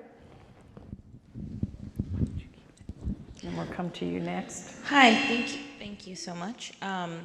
So I'm really interested in self-care and staying healthy, and especially with the activism that we do, it can get really tiring. So I kind of have a more practical question, for whoever it speaks to, but what do you do in your life, little things that are practical that help you stay healthy and happy? Water. Wow. That's an interesting question. I'm interested in how Walter keeps his lean figure.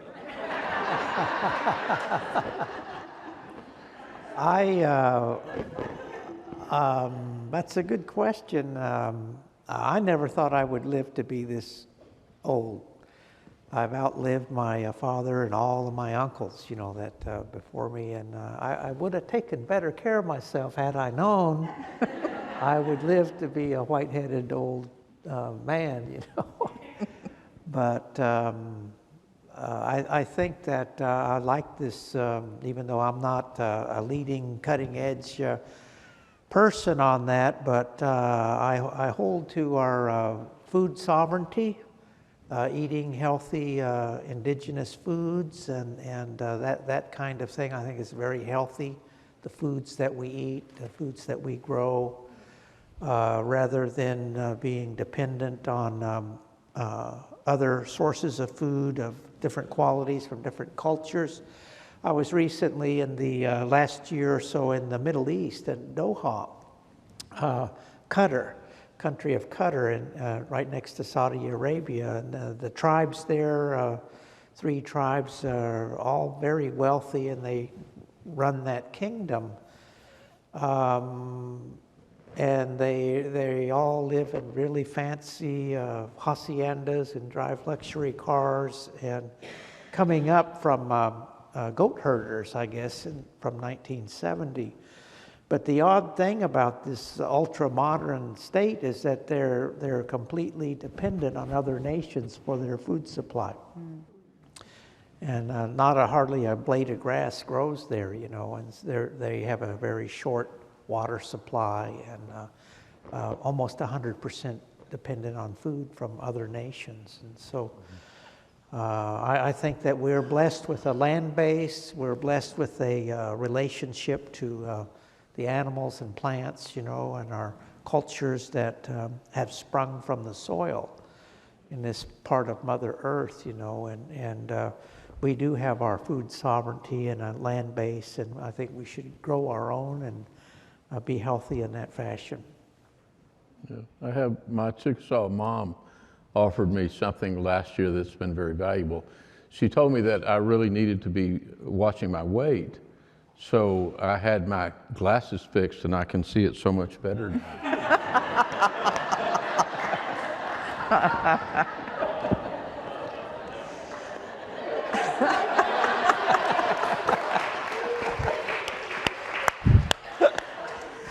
want to take a segue before we go to the next question that changes the topic a little bit.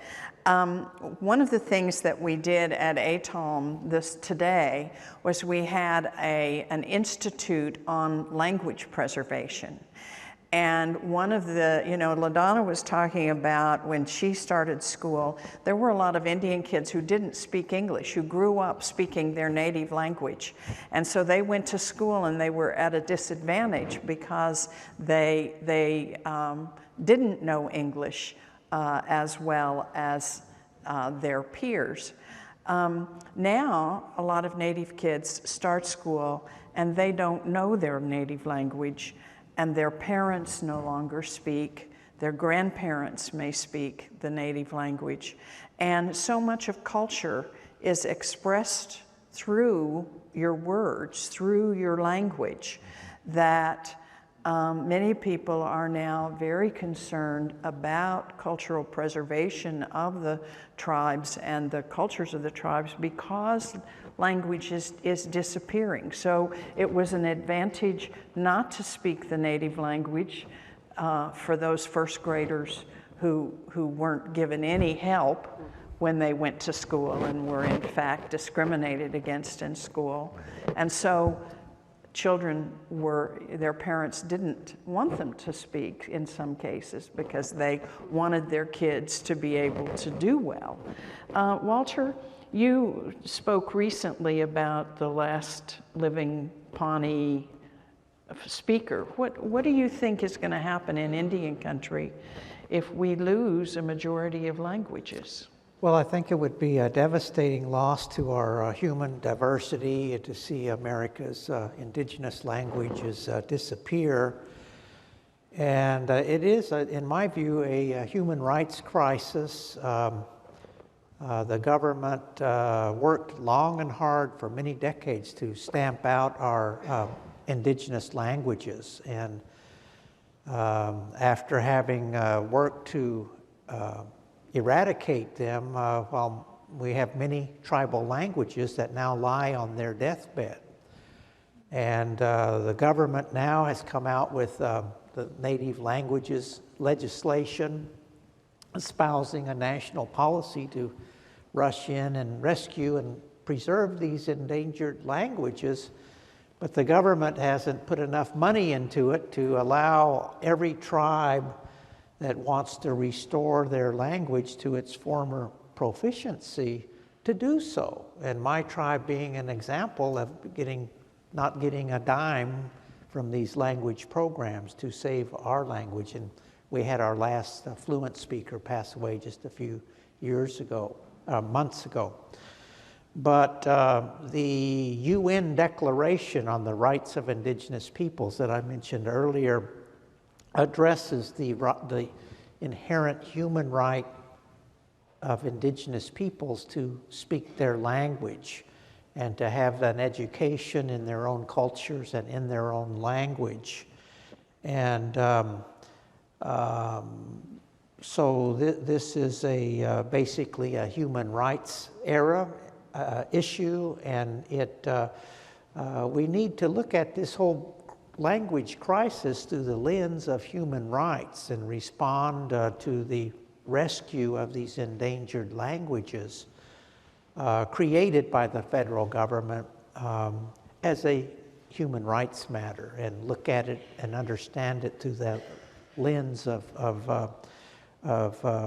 that human rights perspective. Well, I'd like to add to that, because maybe you don't know that in those Indian boarding schools that you were punished, they didn't speak English, but they were punished if they spoke their own language.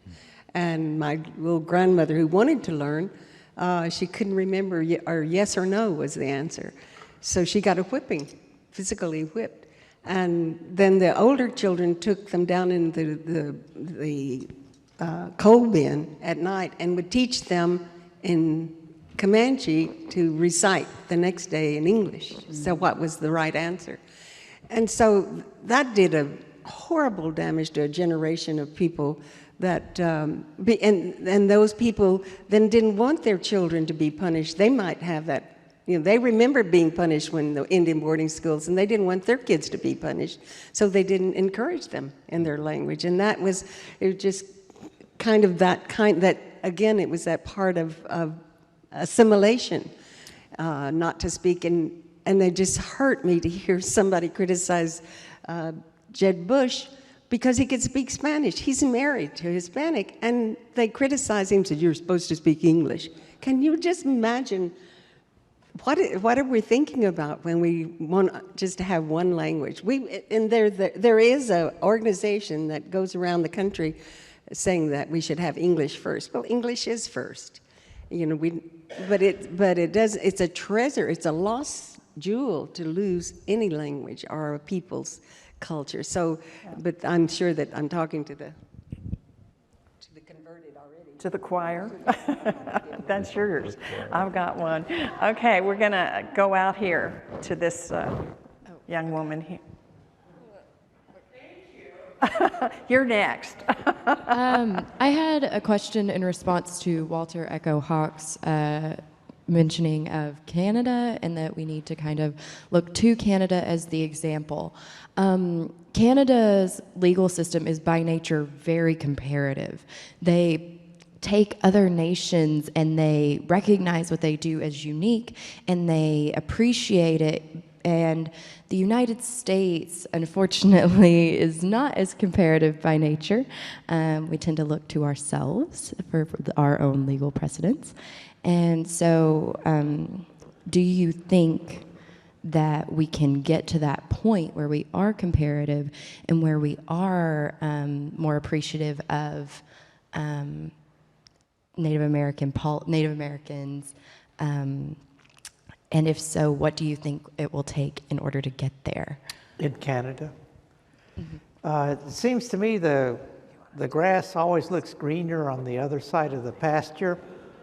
I was up in Canada a few years back, and the nation's capital is Ottawa, and all on the mainstream media, you know, it was First Nations this, First Nations that, you know, and very well publicized in the public media. And I thought to myself, you know, we're totally ignored and invisible here in the U.S. And I've recently been up to British Columbia, where a pitched legal battle is going on over Indigenous rights in that province. And I think that there's a lot of very vigorous First Nation legal and social justice activity going on there. Whereas down here in the U.S., we're more concerned with playing video games and going to the local casino and have lost the spirit, I guess, of social justice movements, you know, and we've benefited greatly here from the Idle No More movement, and leadership from Canada, the leadership of the First Nations on embracing and being able to articulate Indigenous human rights. And I think that we need to learn from our relatives up north about all of the above, you know, and collaborate more. I think the world is getting smaller, and you may think we're more advanced down here, but I think the Canadian First Nation tribes are more active than we are down here. I feel that I would like to see us be not be complacent, not take our native rights for granted, and continue to strive to improve our lives here in our own country, you know. But I don't know if that answers your question, you know. But I had there was a young woman here. I don't know if she's here this evening. That, for example, said we don't have a NAGPRA statute in Canada, and we really need one. She said, and she said, you guys got that back in 1990 and wanted to visit with me about something like that in Canada. And I think that border collaboration is healthy, you know, because I would hope that every nation that has colonial collections of native cultural property have a NAGPRA type of a social policy, you know, with regard to those collections. Okay, back here.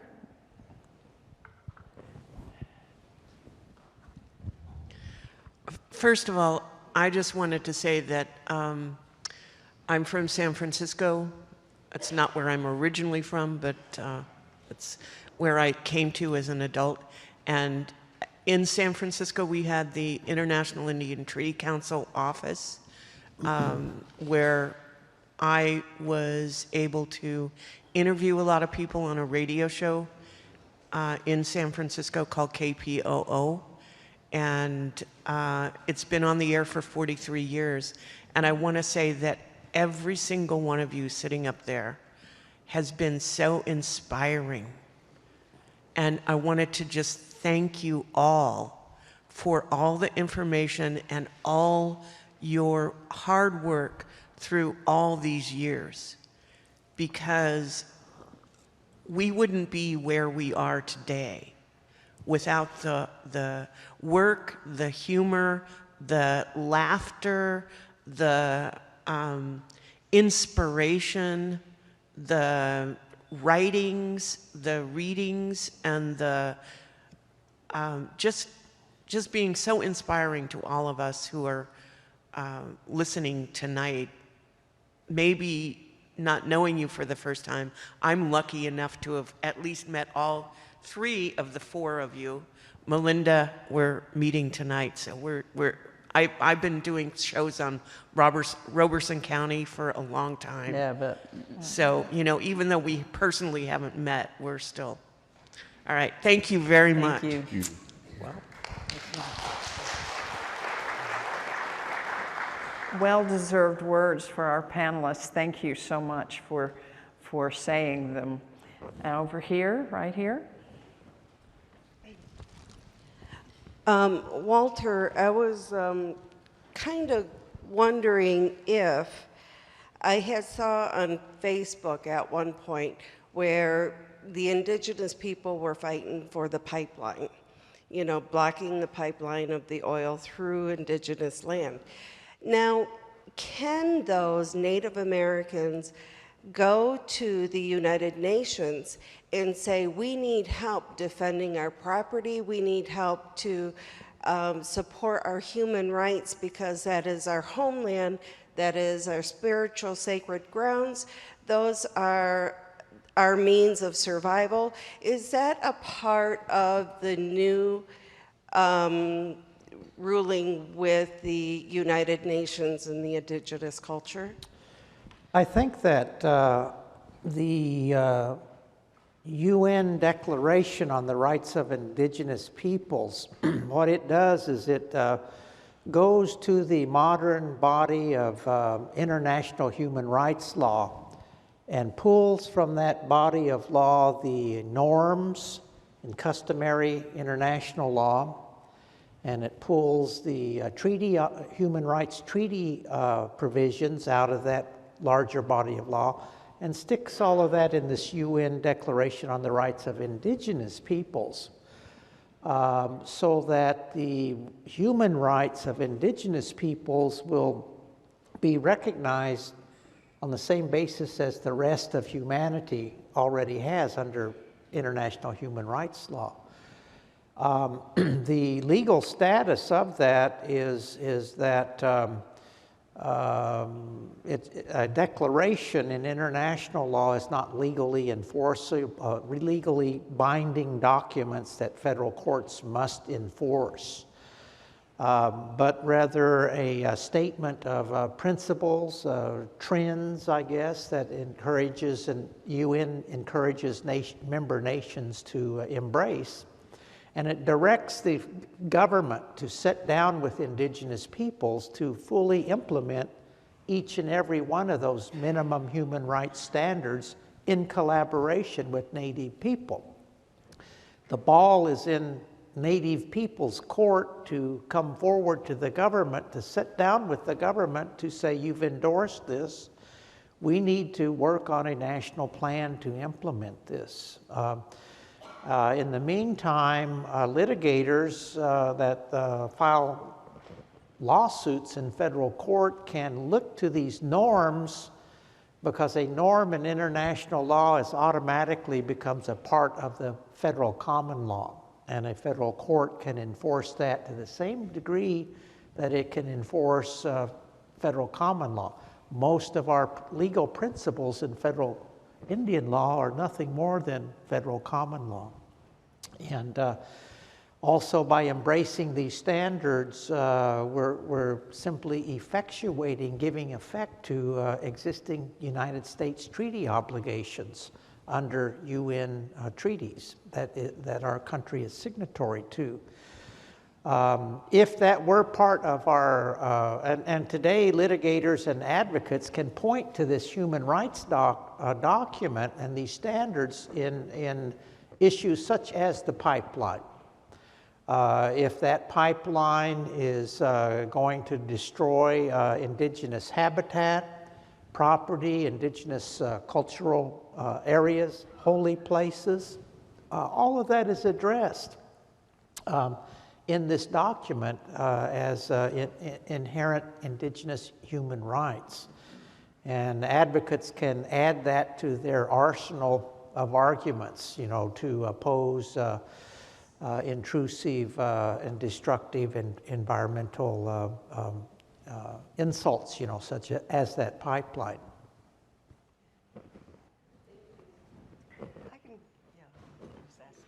Okay, another question? Right here. Yeah, I'm just following up the idea of the video games. In some European cultures, especially, say, Catalonia, video games in the native language that you're pushing and trying to preserve have been very helpful, because it engages the obsessive compulsiveness of kids. And but I'm not saying that to be humorous.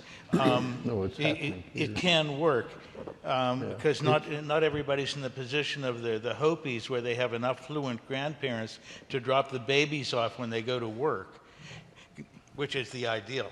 Mm-hmm. It's happening. There's a beginning of native language. It's being taught in this country through video games.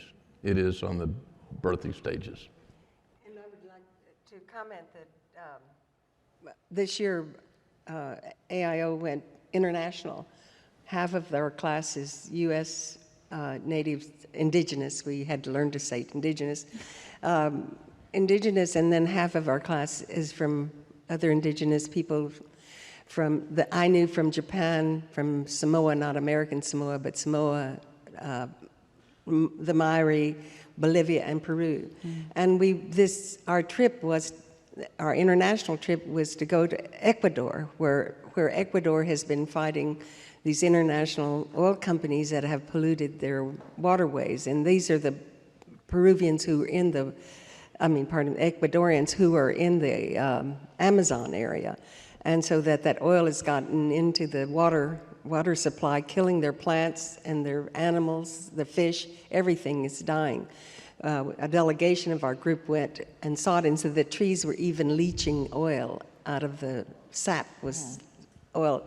And they have fought, they won the battle going through the UN courts, won 15 times, but Chevron just kept coming back, but they finally beat them again. And hopefully that's the last time. But they, so that they won the case against, they didn't come and clean up the mess that they made. So that it's happening all over. The language of the Maori people of New Zealand, they've started cottages. They started from home and then enlarged, and now they have a university that is taught, the classes are taught in Maori. And that has inspired them all to, they have parliament government, and they can have 7 Maori in the parliament, but now they have 27 people in the parliament after they've gone, and their language, their culture is such as with our ambassadors program, what we found, when they embrace their tribal culture, they have so much more confidence and capability. You know, we were told, well, we live in two different worlds, and I said, no, we don't. We live in one world. Two worlds will make you schizophrenic, for one thing, is that you can't just be Indian and go to on the reservation or in your homeland and cross the street, the road, and if you don't take your culture with you, then what are you? And so that's the whole movement. In Bolivia, we now have there is an indigenous president that's changing, and the whole, how he got in office was over the fight over water, that they were going to privatize water in Bolivia. And just imagine any indigenous person thinking that somebody could own water. And that there was an uprising with the people, and that's how he got elected. So that's why we need to talk to each other too, is that how do we not only help ourselves, but help the world environmentally and collectively? What's a new road? If you look around, it's so sad. Sometimes I feel like I'm crying every day when I'm watching the news about what's happening. And then you think about those colonial governments who are now having those people that they colonialized come and want to be in the towns or in the countries that colonialized them, because their countries are so poor after they've taken much of the wealth from it to Europe. Now they're coming to Europe. And so we, as Americans, we need to think about that. What does that mean? What's going on? It's happening worldwide. And there's so much chaos. And what is our judgment about that? And then embracing diversity is just a wonderful thing. We think we're smart, and we're American Indians, and we're going to be smarter than those in Bolivia. And then we come back, and we learn so much from them and feel so enriched by their continuous following of their own cultural beliefs. And so I just encourage y'all to think about that when you're listening to the news, to go and listen to the tribal classes and the languages. I just got a doctor's degree from Santa Glaska College, which is a tribal college of the Rosebud. And just the ceremony and the language and culture was the most important part. And it just makes everybody feel good. They were proud students. They were going places, going to do things. And the whole idea of revitalizing our cultures will be helpful to the U.S. And so everybody should be helping us do it, because that's what the world is. It's like we're every place in the world. So I don't know, I'm getting preachy now, so I better quit. You keep it. Okay, we have another question back here. Bonjour,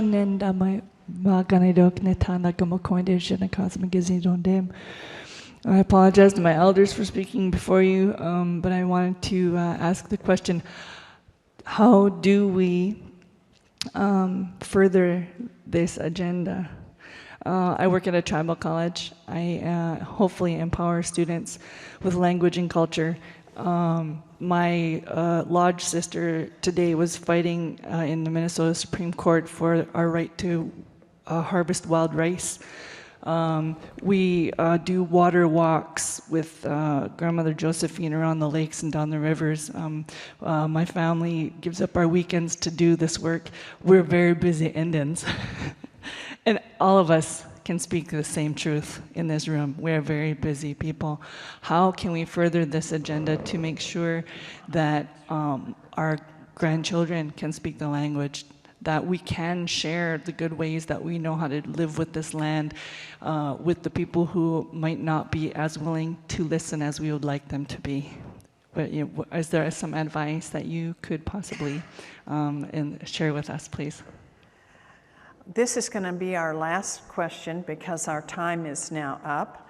And so I'm going to ask which of our panelists would like to take this question and give an answer. I'll take a Okay. stab. I think Walter? you're talking about, in my view, writing the last chapter on the civil rights movement through the work of our generation and maybe the next to bring Native America within the ambit of human rights, our human rights heritage in this nation, that we can all work together as Americans of goodwill so that we can rectify the, say, misdeeds of our ancestors during the growth of this nation, confronting our inner demons and coming to a reconciliation and hopefully implementing these human rights or extending them to the first peoples of the country, so that all of us can stand together in the light of justice. To make one other point along those lines, because, the Comanches didn't think too much of the Crows. They were way up north. But the Crows, bless their hearts, those Crow people. No, I'm not. I'm praising them. I'm praising them. They adopted President Obama. And by gosh, the First Lady can give you Indian 101 better than I can. But they adopted him, and they took it seriously. And the Obama administration has appointed more Indians in the federal system, and some of those that you saw are part of that, than all the other presidents of the United States put together. Now just think of that one deed. Of all the presidents of the United States, Obama has appointed more Indians. And I think it's that relationship that the Crows gave, that kinship that they gave him, that they have visited the reservations and they've done more, they're doing more for our children. It's just a beautiful action. So we need to institutionalize what he has started and have it thought through as the next administration came. That's one of the things that we found out, that we think we got something fixed, and the next administration come, it's all gone. So how do we thought we did that with Clinton. We talked to Clinton, and he agreed with us to recognize tribes, to put them as part of the intergovernmental affairs in the White House. And our point was that we are governments. We are not like the women's groups or different other social groups. We are governments. So we need to be in the White House. And he said, okay. And he agreed to it, and he appointed this lovely African-American woman in charge of it. And it was, it was work. At least we could go over there to the White House and talk to her. And then she quit. And then he appointed this wonderful lawyer. But I guess what I'm saying, and then so when the Obama administration came, the people that made that appointment, they didn't think it was important. Oh, well, first of all, I ran to Clinton's staff and said, what have you done? Here we have fought so hard to be recognized by the White House that we are government, and then y'all have given it away. So what we need to think about, how do we institutionalize these changes, these civil rights movements? Because the next administration will come along. Even George W. Bush had somebody in that office. That's a really good point, and I think it's a call to action for the future. Now, stop giving up the mic. We are going to end here, but I've promised Tim the last word. No, not the last word. I just want 14 seconds. That's all. Well, that's it. So begin to count. Okay. Okay. Just a little seed dropping. If we truly want non-Indian communities to understand anything truthfully about what we are, consider putting together delegations of people that can communicate easily with people across the line, send them out to public schools, let them know And I'm not saying that November is the right month, but it is the right month according to the public schools in America. That's when they put together delegations of people, and don't send people all in traditional clothing, because if you do, you're feeding them the same stereotypes they see in the picture books. Maybe someone in traditional clothing, but someone dressed like Walter Echo Hawk.